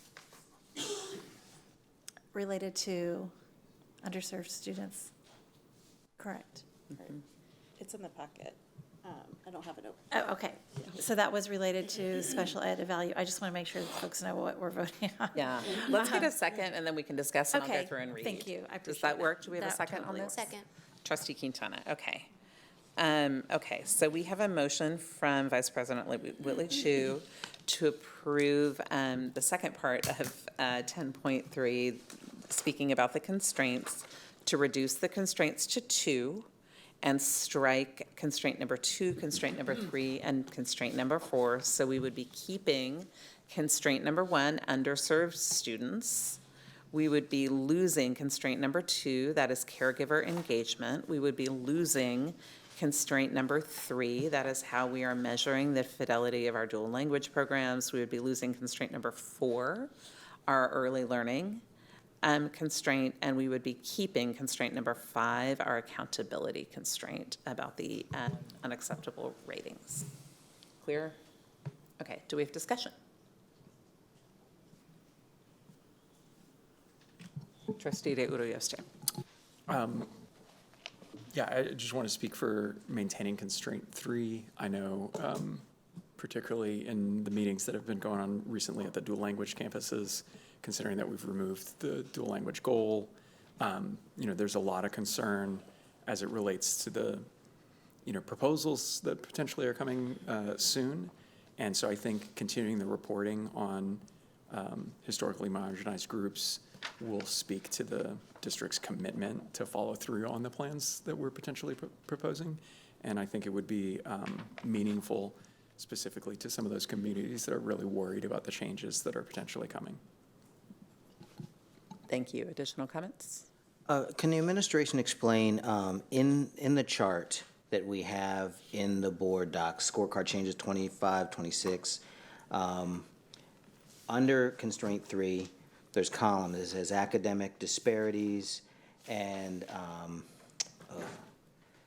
the modification explanation says change language to focus on dual language.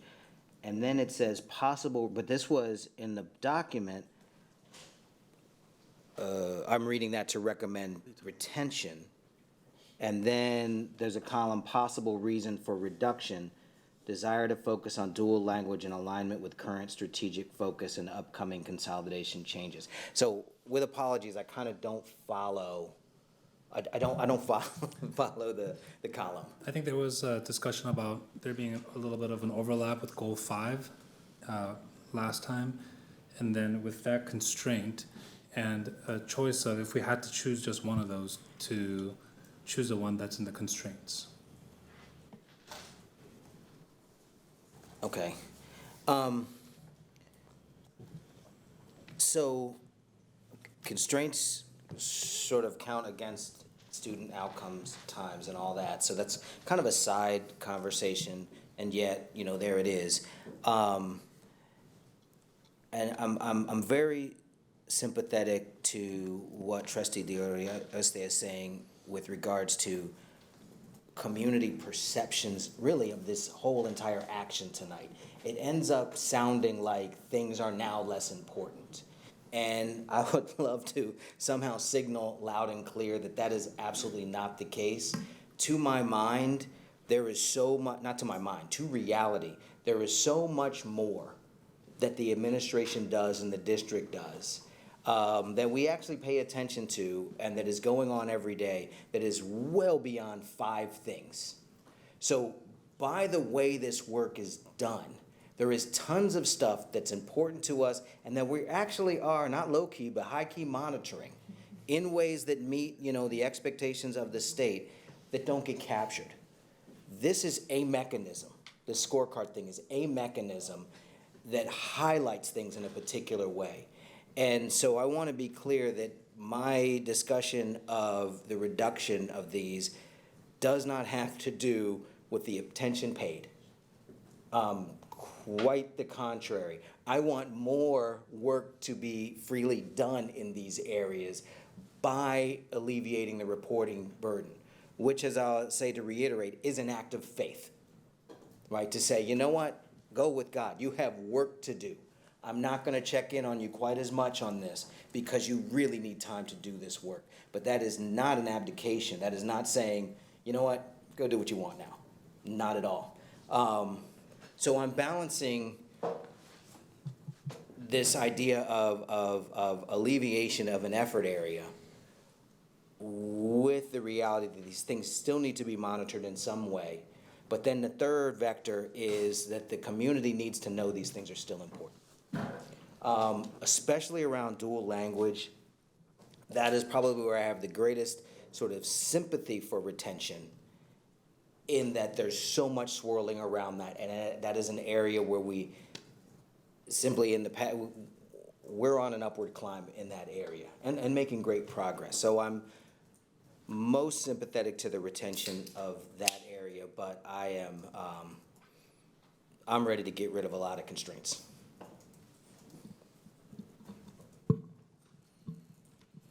Additional comments? Mine's quick. Trustee I'm just, Quintana? I was just gonna say ditto. What he said. Trustee Hunter? I just want to clarify again, the superintendent owns, excuse me, gosh, words are hard in the evening. The superintendent owns the constraints, correct? We create the constraints, and they own the constraint progress measures. Measures, my bad. Yes, that's correct. And the constraints under the Lone Star governance system have been described to us as the way we express our community's values. Yes. Okay, thank you. Thank you. I would like to Trustee ask, Kaufman. I would like to ask a similar question last time around, the administration thoughts on these. Last time we had some discussions around some of these measures already having been developed, some of the systems already in place to do the monitoring such that it wouldn't be a heavy lift, and others that were, perhaps not going to make as much movement. So in terms of the proposed, not necessarily just this motion, but the overall set of constraints that are in our packet, what is the administration opinion on the value of those for moving the work forward? Yeah, I'm gonna just kind of organize my thoughts kind of around where this discussion just recently left or ended. Constraint one, the way that it's been drafted, the way that it's been kind of reinforced by Trustee Orioste and others, I think that aligns. We're first of all, we don't have any concerns with. We will do all of this. Just to be clear, I don't know how many times I can say that. The work matters. The work is going to continue. When it comes to the fact that we just completed 1 year of the scorecard, every constraint requires the administration's ability to measure it and to report on it. That being said, constraint 1, 3, and 5 to me, collectively, I think are very responsive to who we are as an organization without introducing the significant amount of additional work to measure the constraint and the progress of that constraint. Constraint 3, around the walkthroughs, just to give you an example, last year was a baseline year. In the fall semester, principals performed the observations at each of their campuses. In the spring, the same observations were completed, but this time it was with the multilingual education staff. And what we observed was that there was a difference or a variance between the observations that were collected in the fall versus those that were collected in the spring. So from a methodology perspective, there has to be kind of a correction or normalization, because which one is ultimately source truth, right? Well, it'd be probably what the multilingual education department did. But then also want to communicate to our trustees that we lost funding in Title II, 3, and 4, which largely funds which contributes to the funding in the multilingual education department. So all these things have made it, have contributed to just how we think through, how we collect the information and report out. I think 1, 3, and 5 would be fine for us. I feel like from a methodology perspective, we can present something that is meaningful, valuable, it aligns with who we are in constraint 3, 5 as it is, and 1. The old one that had chronic absenteeism, for a variety of reasons, that's one we're going to attack, and we're going to attack hard, right? Not only for funding, but just because it's a good thing to make sure our kids are in our schools. So as far as the early learning, that required walkthroughs and the tools developed were kind of supplemented to other rounds of observations that occurred. So it didn't necessarily, it added a tool, it created more things to kind of evaluate and observe. And so that was kind of one of those things that was an add, that was something new. I'm trying to strike a balance here. So if you were to ask me kind of what feels like a reasonable proposal offer, 1, 3, and 5 seem fine. Those are great. Those work well. 2 and 4 4 was a little difficult this last year, but again, it was a baseline year. And then caregiver engagement, it's something we believe in, it's something that we value. There were some challenges with grant funding. We can overcome different elements of it. Perhaps it ends up moving into a pilot. I mean, there's just things that we have to address differently because where we are now, funding-wise, is very different than we were, over a year ago when we approved these initially. So those are just, I don't know if that's worth anything, but hopefully that was helpful. Very helpful. And I would say then, constraints 2 and 4 are extremely important to me and to our community from what we've heard. The engagement with our families is essential. That engagement is done in a way that is two-way, that is capacity building, that is really recognizing and valuing our families as partners in this work and not just as recipients of information. All of those things are extremely important. And I think it's important that those goals be represented in the expectations from the board. However, going back again, I don't believe necessarily that this is going to move us in the right direction without putting a huge demand on the administration in terms of the reporting and the development of measures. So I think it's extremely important. I don't think that this is going to be the tool to get us there. So I would support removing constraint 2. Constraint 4, I think, is extraordinarily important because there are many ways to improve test scores that result in short-term gains that don't contribute to long-term development of students and human beings as we want them. And so development appropriate practices are essential for that, and a lot of the current pressures, moving more academic things lower and lower, put tremendous pressures on not using development appropriate practices. So I think that's another essential thing that we recognize that a lot of our community wants their students to be engaged in meaningful things that are development appropriate, not necessarily things that are going to drill and kill them at age 4. So, but again, I don't know that this measure is going to get us there, because if we have an effect, if our PPFT system is aligned to development appropriate practices, that will happen whether or not we see these scores or not. If it's not aligned, then seeing these scores isn't going to help us. And so it creates a reporting burden, again, that I don't think is necessary to place on you. So I would go with kind of the trust factor that Dr. Foster said. I know the superintendent we hired. I know the staff that you've hired. I am going to have confidence that there's a belief in the power and importance of caregiver engagement, and there's a belief in the importance of developing the appropriate practice to achieve the goals we have for our kids. And I would support removing 2 and 4. I would not support removing 3 for the reasons of that was revolutionary for a Texas school board to put in some goals and safeguards around dual language instruction into the goals, and we've come a long way working towards that in this district. And I think it's an easy one, again, to go to shortcut, easy measures that get short-term gains for students that ultimately, from what we know about the research, will result in not necessarily long-term gains. So I think it's really important. I think constraint 3 is one of them that is most loud in our community generally, and most supported by who our population of students are. And so I would not support removing 3. I do support 1 and 5. Thank you, Trustee Foster. So to sort of move us to a point and also possibly ask a question, I heard the administration basically implicitly saying retain 1, 3, 5, dismiss 2 and 4 as sort of a recommendation. I heard Trustee Kaufman sort of echo that, adding in that these things that we would dismiss would still be important. So I guess my question is, how close is that to the what's what was put out as stated? And I will withdraw the previous motion, and I will move to approve item 10.3 by reducing the number of constraints to 3, striking constraints 2 and 4. Let's just see if there's any objection to that, since it was a seconded motion. Is there any objection to withdrawing the motion and making a new motion? Okay, seeing no objection, do we need to make it again? Yeah, just for the record. Okay. I move to approve item 10.3 by reducing the number of constraints to 3, striking constraints 2 and 4. I second. Thank you. Is there any discussion on the motion as amended or as withdrawn and resubmitted? Trustee Singh. Okay, so I did have a thought around constraint 1.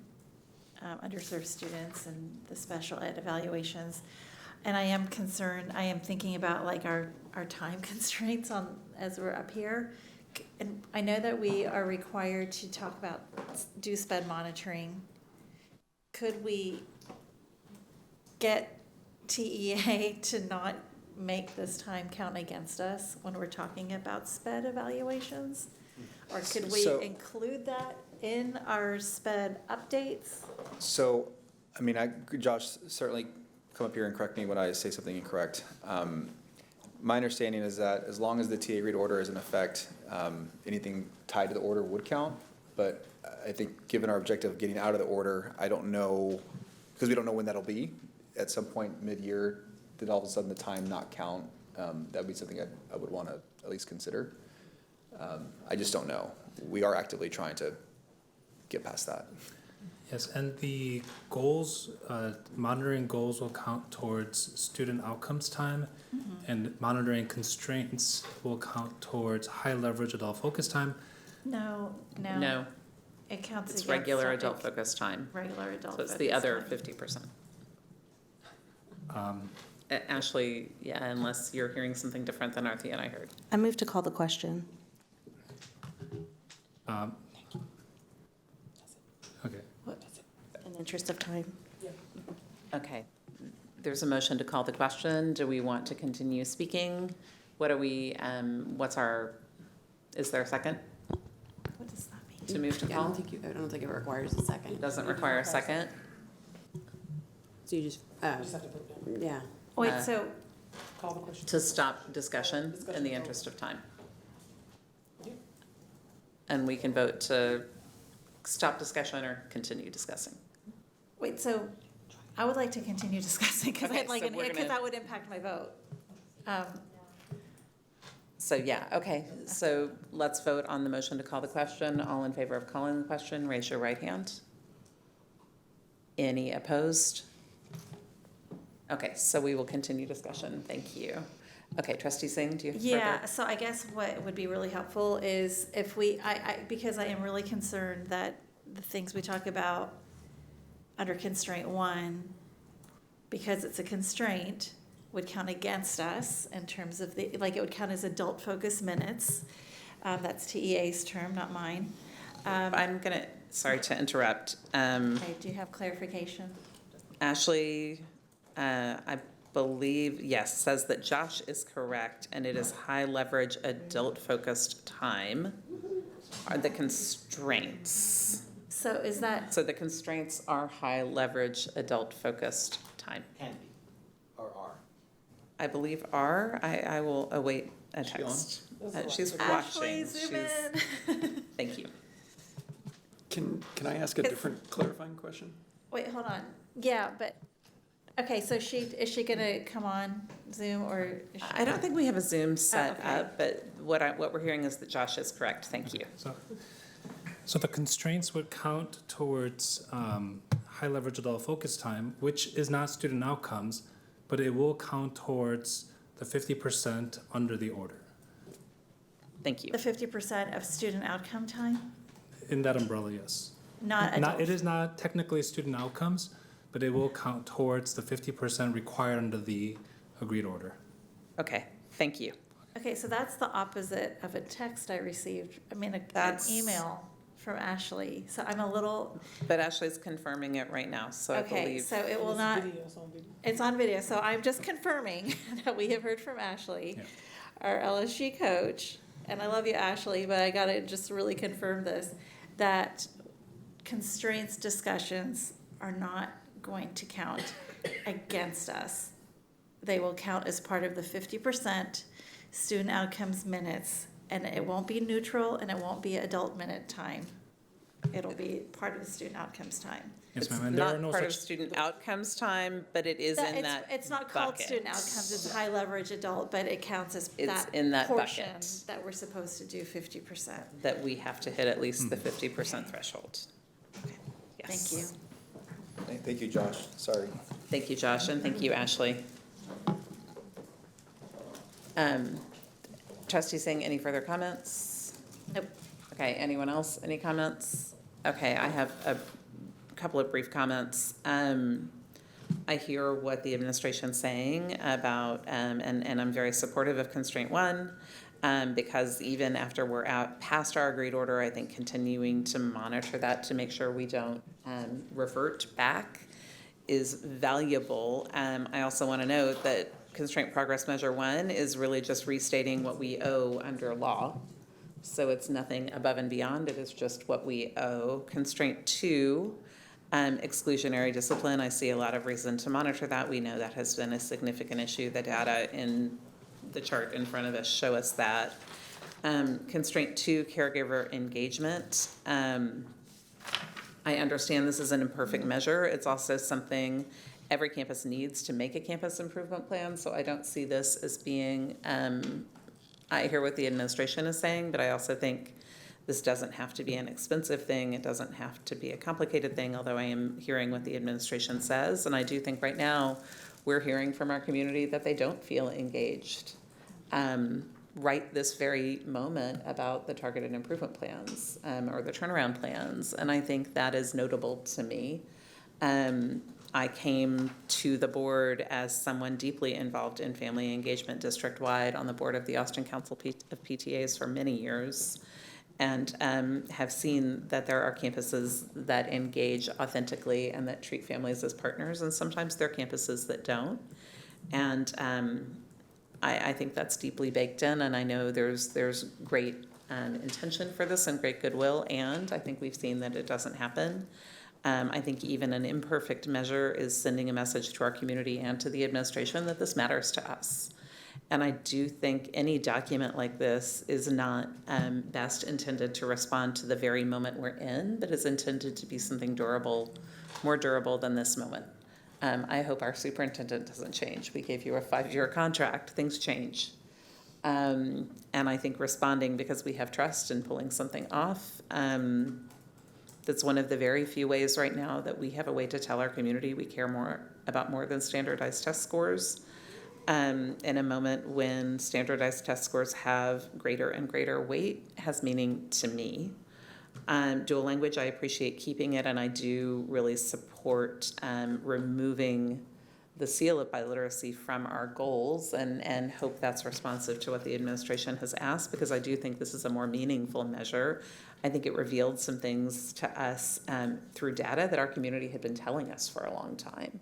And I agree with Trustee Kaufman that to really measure the fidelity matters, and I think this the lack of fidelity is part of what we're seeing in the unacceptable ratings at some of our campuses. I think this is intimately tied to the work we're doing right now, and is a deep value in our community. Early learning, again, we're telling our community who we are and what we believe. We're talking about our district to families who get to choose us or choose anything else under the sun. You know, people now get to choose charters. They're going to have next year vouchers for private school, for homeschool. We are in this moment in part because people are choosing other things. And again, I think you can't hijack human development. Humans need what they need, and leaning into that as a community matters as well. And again, it's not a perfect measure, but I think it is a meaningful goal. And accountability, I really appreciate everyone's work to make sure we have put that there. But again, that is measuring really, are we complying with what we have to do under the law? So I don't see that as a lofty goal. I think it is just restating and watching what we owe. And one thing that we are working hard to meet under the new accountability system. Didn't meet perfectly before, but have a bigger hill to climb now. And I do want to go back to our budget conversation when we were talking about our goals and our constraints, and the administration brought those really great charts for every proposed cut or investment that showed the whole circle, half circle, empty circle, about the impact that each item that we were looking at line by line in the budget of investments and reductions would have on the things on our scorecard. We are told that this isn't just, a document that we talk about, but it's a document that drives the work. It's a document that drives our budgets. It's a document that drives other things. And removing it is not, removing it because we trust the administration isn't without impact. And trusting it versus seeing it and showing it to our community are two different things. So that is where I am on this, and I understand it's work, but it takes a lot of work to show our community what we're doing.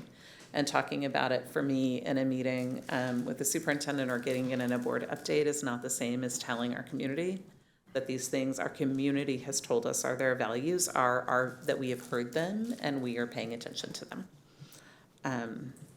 So that is my comment. Any other comments before we vote? Okay, so here's our motion.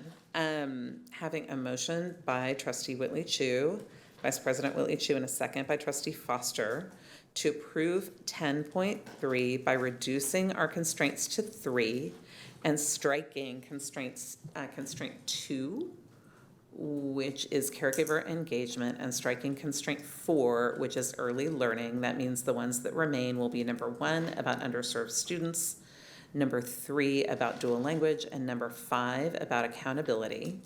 And striking the other 2. All in favor, please raise your right hand. Any opposed? Sorry, all in favor, please raise your right hand. Any opposed? And the motion passes 6 in favor, 2 opposed. Thank you. Yep. Okay, thank you very much. Okay, that was a long discussion, and Ashley, thank you for your guidance. And lawyers, thank you for your guidance. I'd like to call, I don't know what the terminology is, but I want to make sure we got the vote correct, because I thought I saw Kaufman Singh Hunter opposing. Oh, Hunter, were you opposing or no? Hunter my opposed the bad, first my time bad. and we Let me know voted, what- yes, it was Kaufman and Boswell opposing. Slow on the- Yes. Okay, my apologies. Thank you for clarifying. You voted in favor? It was for constraint to keep constraints 1, 3, and 5. 1, 3, and 5. Yeah. Yes. Absolutely. Yes. Sorry for muddying the waters. Thank you. No, that's important to have the record correct. No, I don't think you Okay. needed to go it again, but I do think before you move on, it would be good to make a motion just to be clear that we're approving an actual scorecard. I move to adopt a new scorecard with the goals and constraints approved by the board in the 2 previous votes. Second? Second. Thank you. Having a motion by Vice President Willie Chu to approve the scorecard as amended by the 2 previous votes, and a second by Trustee Quintana. Is there any discussion? We've discussed a lot. All in favor, please raise your right hands. Any opposed? And the motion passes by all those on the dais. Thank you very much. Okay, we are going to move on to our next pulled item, and there is a cascade that we've been referring to as our order of operations to get all of these handled in one meeting as we need to. So, Josh, updates to the board monitoring calendar. Are you ready to do that, or do we need to do that after our exec session? Okay, so we're going to hold that one until after our executive session, so there is an opportunity to address that. Approval of amendments to the board guardrails is our next. I move to approve agenda item 10.5 by reducing the number of guardrails to 1, striking guardrails 1 and 3. Okay, is there a second?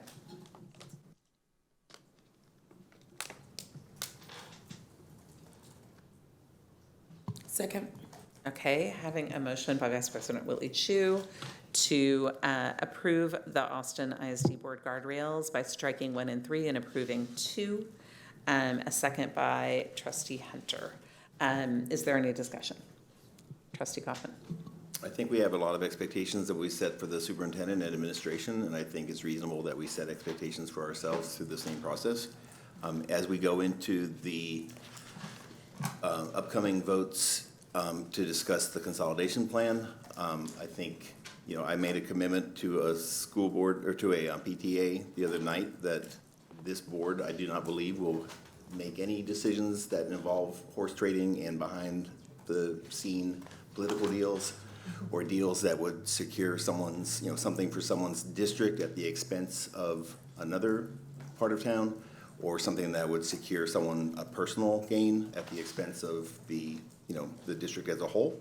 And so in making that commitment to that community, I can't make that commitment. I can only make that commitment on my own, what I commit to. But I think it's important to include guardrail 3 so that we're making that commitment as a board. Thank you. Additional questions? or comments? I- Trustee Urios, Trustee Foster, and then. Just seeking clarification, because again, I misread or am misreading the document. I see guardrail 1, guardrail 2, guardrail 3. I thought the red cutout and the blue cutout was for guardrail 2. The blue is the new language of guardrail 2. We're reapproving these because guardrail 2 did not meet the requirements of Lone Star governance. It had too many items and it had a double negative, and we had to rewrite it to Right. make it compliant so we could check it on our board self-evaluation. So the guardrail 1 is retained, 2 is retained, 3 is retained. The proposal is is to changed. have only the language in the blue. The proposal is for our only guardrail to be, the board will not fail to support each other by working collaboratively as we govern and oversee the management of Austin ISD. That's the motion, but Right. not. Can I clarify? What's in our packet was the initial proposal that was on the agenda, which was to include guardrail 1, an amended guardrail 2, and a guardrail 3. The motion made by Vice President Whitley Chu is to include only guardrail 2 and to delete guardrails 1 and 3. Okay, Yes, so I thank kind of you. shouldn't be looking at this for, okay. Now I'm understanding a little bit better. There is a simple one-line guardrail. I love being in compliance with, all things state. I am with the notion that we need to be held to high standards and accounts, and it always bothers me if I got one line and just be good. And then everybody else has this well elaborated, so there's something that gives me an element of discomfort. But I also am beyond this linguistic mishmash of whether it's scorecards, guardrails, or anything. It is only a portion of the work. I see myself and I see us accountable to a whole lot more than one line. I'm willing to approve one line, go with one line because that's what's efficacious right now. But I hold myself to a higher standard than just the one line. Maybe worth stating, maybe not. Thank you. Trustee Urios. Just a clarifying question, are there LSG issues with the other 2 guardrails? There are not. We had to change the language on number 2 to make it fit the rules. There are no issues with 1 and 3, and we adopted 1, the old 2 and 3 in the past. Our coach, Ashley Paz, has been working with TEA's governance director of governance, to check all of our deliverables. They flagged, we're really cleaning up issues they found with our deliverables to ensure that we have done it all, so we can, so they can certify that we have met our obligations under the TEA agreed order in service of the work that we've been doing for the past 2 years. Does that clarify? Yeah, I just want to make sure, so then, for my point, I'm not hearing any rationale yet for removing the other 2 guardrails if they're not afoul of any LSG rationale.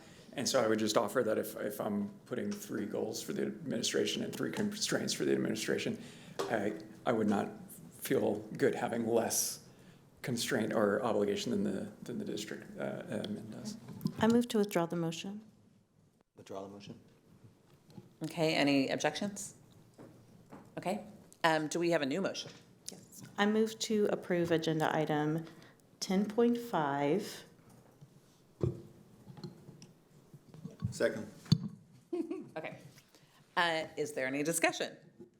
So now, for clarity for folks who aren't reading along 7 documents deep into this stuff, guardrail 1 has to do with the notion that we will not exclude community voices, that we will be listeners. Guardrail 2 is that we are not going to fail to support each other as trustees and working collaboratively.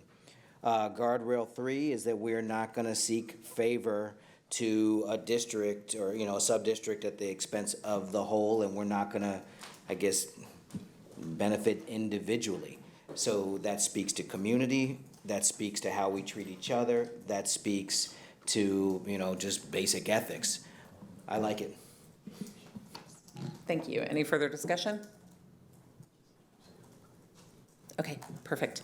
Having a motion by Vice President Willie Chu and a second by Trustee Kaufman to approve item 10.5. All in favor, please raise your hand. And the motion passes by all those on the dais. Thank you for the discussion and the vote. Okay, next, 10.6, and I believe this is another one that we're gonna vote on after our exec session, so there's time to bring it into compliance because that is part of that as well. Okay, so, I believe we are moving on now. This is, we are moving on now to section 16, items for separate vote. Attorneys, am I missing anything? I don't think so. Okay, very good. Glad to have a second set of eyes. Okay, so we're moving to items of for separate vote. Vice President Whitley Chu, do we have a motion to approve item 16.1? Yes.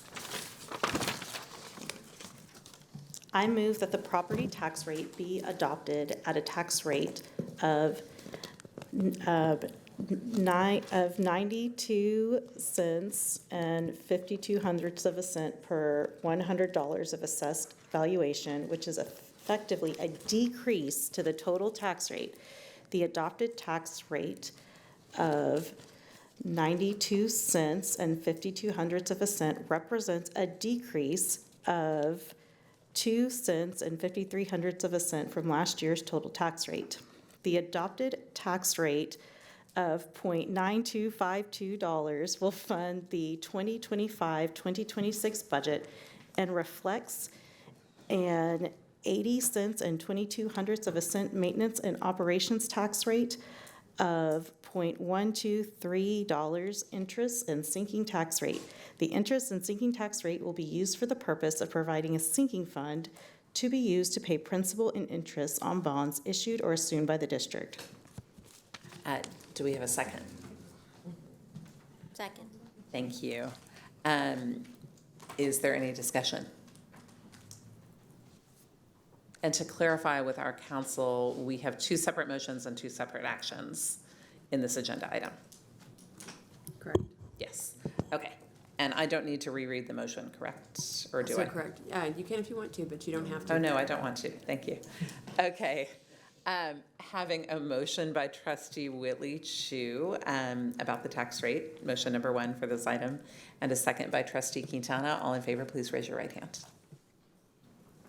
Okay, motion passes by all those on the dais. Vice President Whitley Chu, do I have a motion on the second portion of this? I move that all properties defined by the City of Austin as historical landmark properties be granted a partial tax exemption pursuant to that certain ordinance adopted by the Austin ISD Board of Trustees on April 9th, 1979, and as amended on September 12th, 1994, August 29th, 2005, and June 18th, 2012. Okay, do we have a second?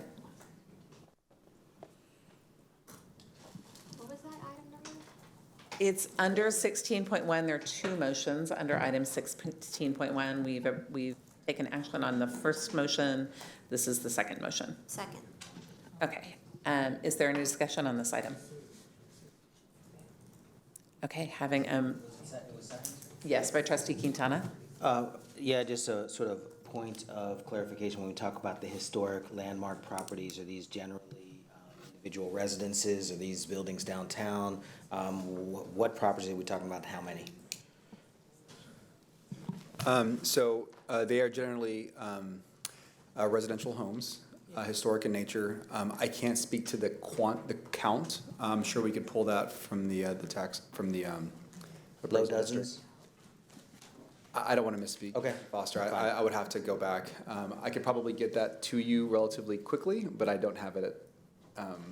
I don't believe it's dozens, but I also don't believe it's very, very, very, very large number. I'll have to get, yeah. But it's mostly single-family historic homes. Thank you. Do you know the number? Sorry, Trustee Foster, I wasn't. No, that's my bad. No worries. I would estimate similarly between dozens and more than dozens, fewer than thousands. Yeah, I believe and you're correct. And what these are, in effect, are tax breaks predominantly to residences that have been able to secure a historic designation for their home. Yes, that's correct. The designation, I know there's a City of Austin designation. I'm not sure if there's a state one as well. I'm not sure what designation they rely on, but we rely on that to kind of allow for the exemption.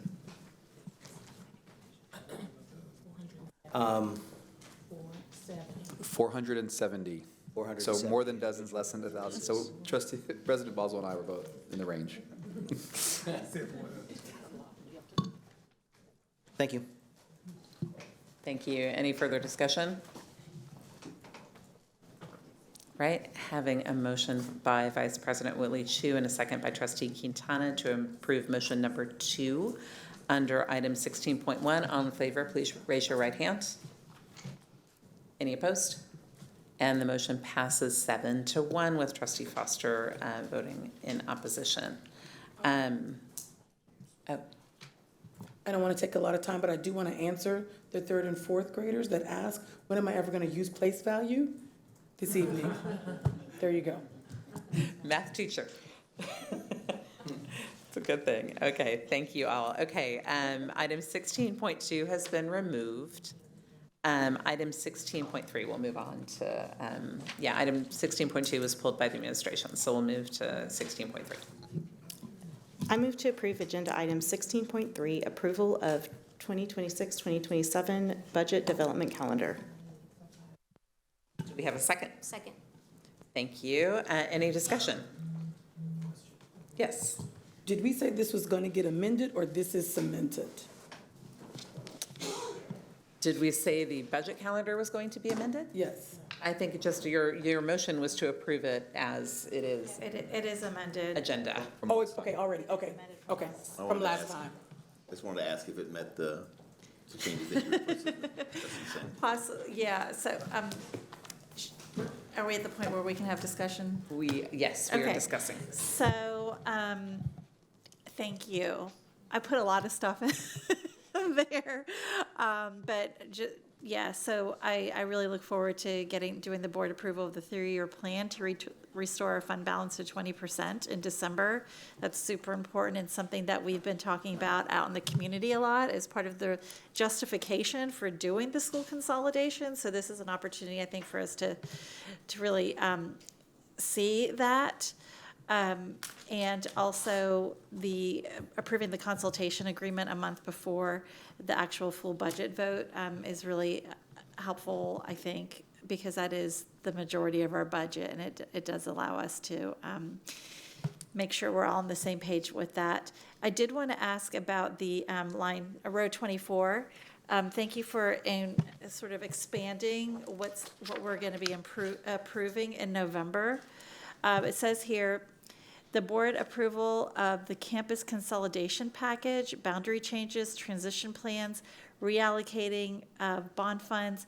And then it kind of stopped there last week when we saw this, and you added, it would also include the academic framework development process and academic foundation. I was hoping to see the term baseline academic program. And so because that is just something that came directly out of the long range plan, and I wanted to just make that really obvious.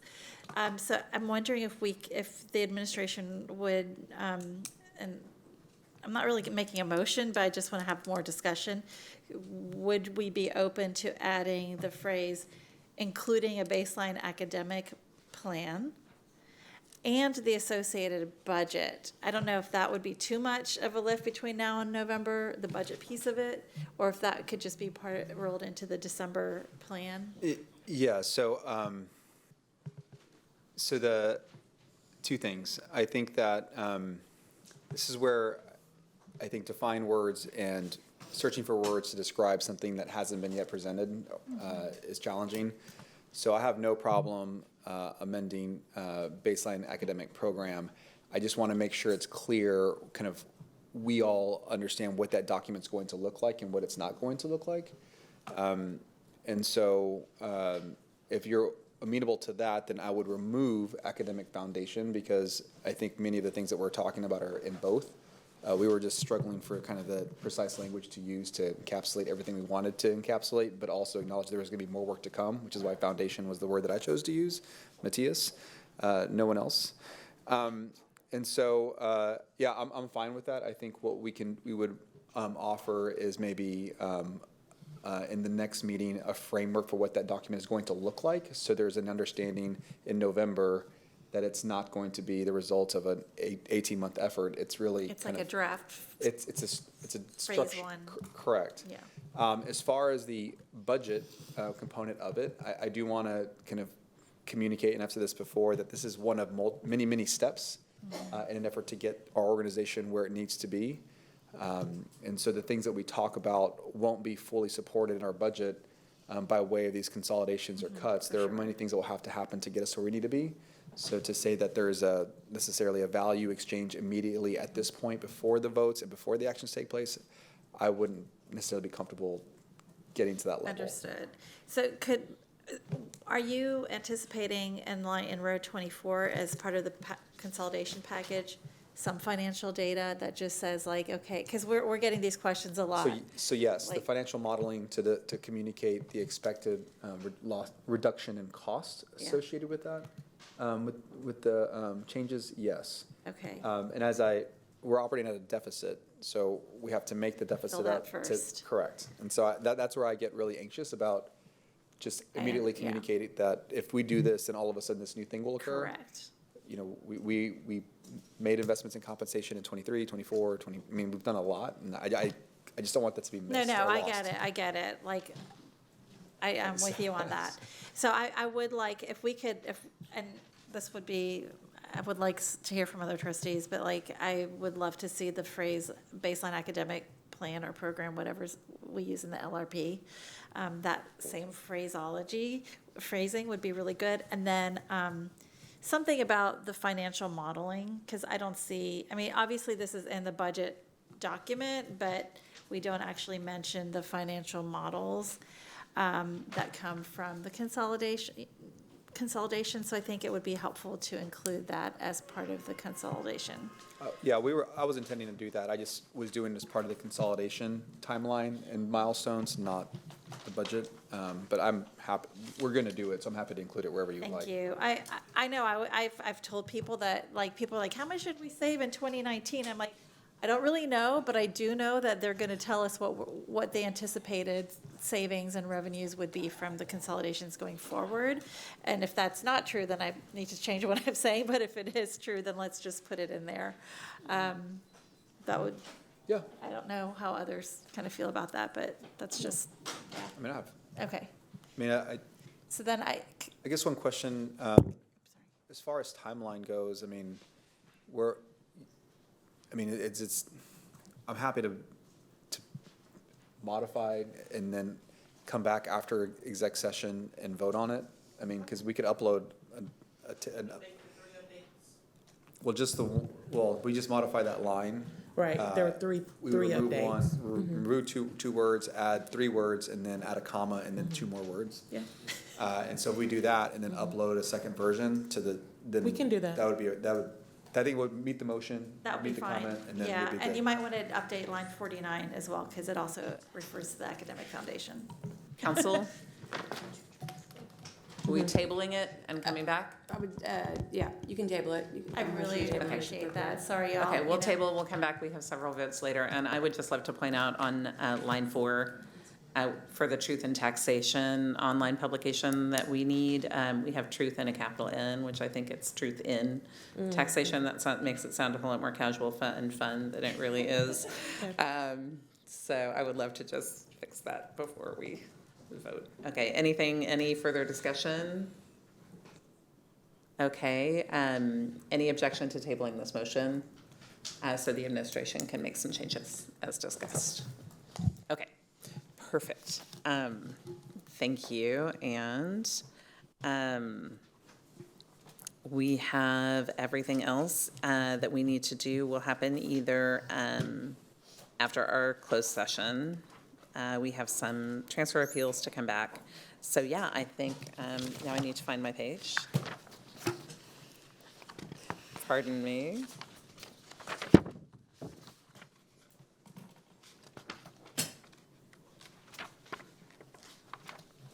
Okay.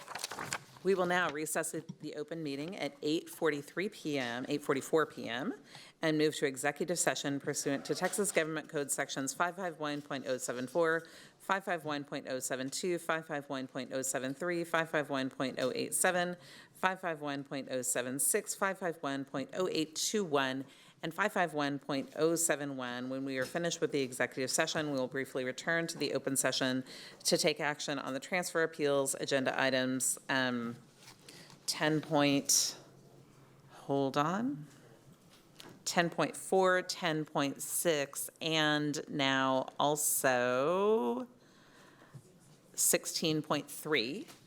And we will also formally adjourn the meeting at that point. The actions in the adjournment will be recorded and included in all replays of tonight's meeting. Thank you for joining us, and have a good night.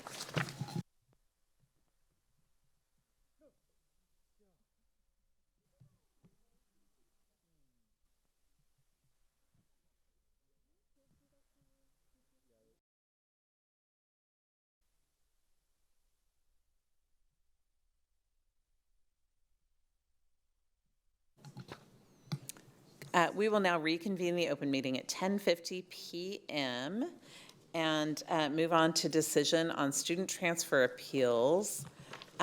First up is 18.1. The following board members are present. Oh, no, sorry. We are in open session now. So we will now consider agenda item 18.1, the transfer appeal on behalf of NG. Do I have a motion on that agenda item? I move to affirm the decision of the superintendent and deny the relief requested. Do I have a second? Second. Thank you. Is there any discussion? Right? Yes? Yes, I want to Trustee acknowledge Cobb. again that in the response to this transfer appeal, there was evidence of direct connection with attempting to solve the challenges of the family and address their concerns. And I appreciate that effort by the administration to address the concerns of the family. Thank you. Any further discussion? All right, having a motion by trustee Whitley Chu and a second by trustee Quintana. All in favor, please raise your right hand. And the motion passes by all on the dais. And we're going to move on to 18.2 at the transfer appeal of QT. Do I have a motion on agenda item 18.2, the transfer appeal on behalf of QT? I move to affirm the decision of the superintendent and deny the relief requested. Thank you. Do I have a second? Second. Trustee Hunter, thank you for a second. Is there any discussion? All right, thank you. I'll just add that there was evidence of the same in this one, and that is appreciated. Thank you to staff for connecting thoughtfully with families. Okay, having a motion by Vice President Whitley Chu, a second by Trustee Hunter on agenda item 18.2. All in favor, please raise your right hand. And the motion passes by all those on the dais. We will now move on to items for separate vote that we discussed during our general meeting. Vice President Whitley Chu, do we have a motion to approve item 10.4?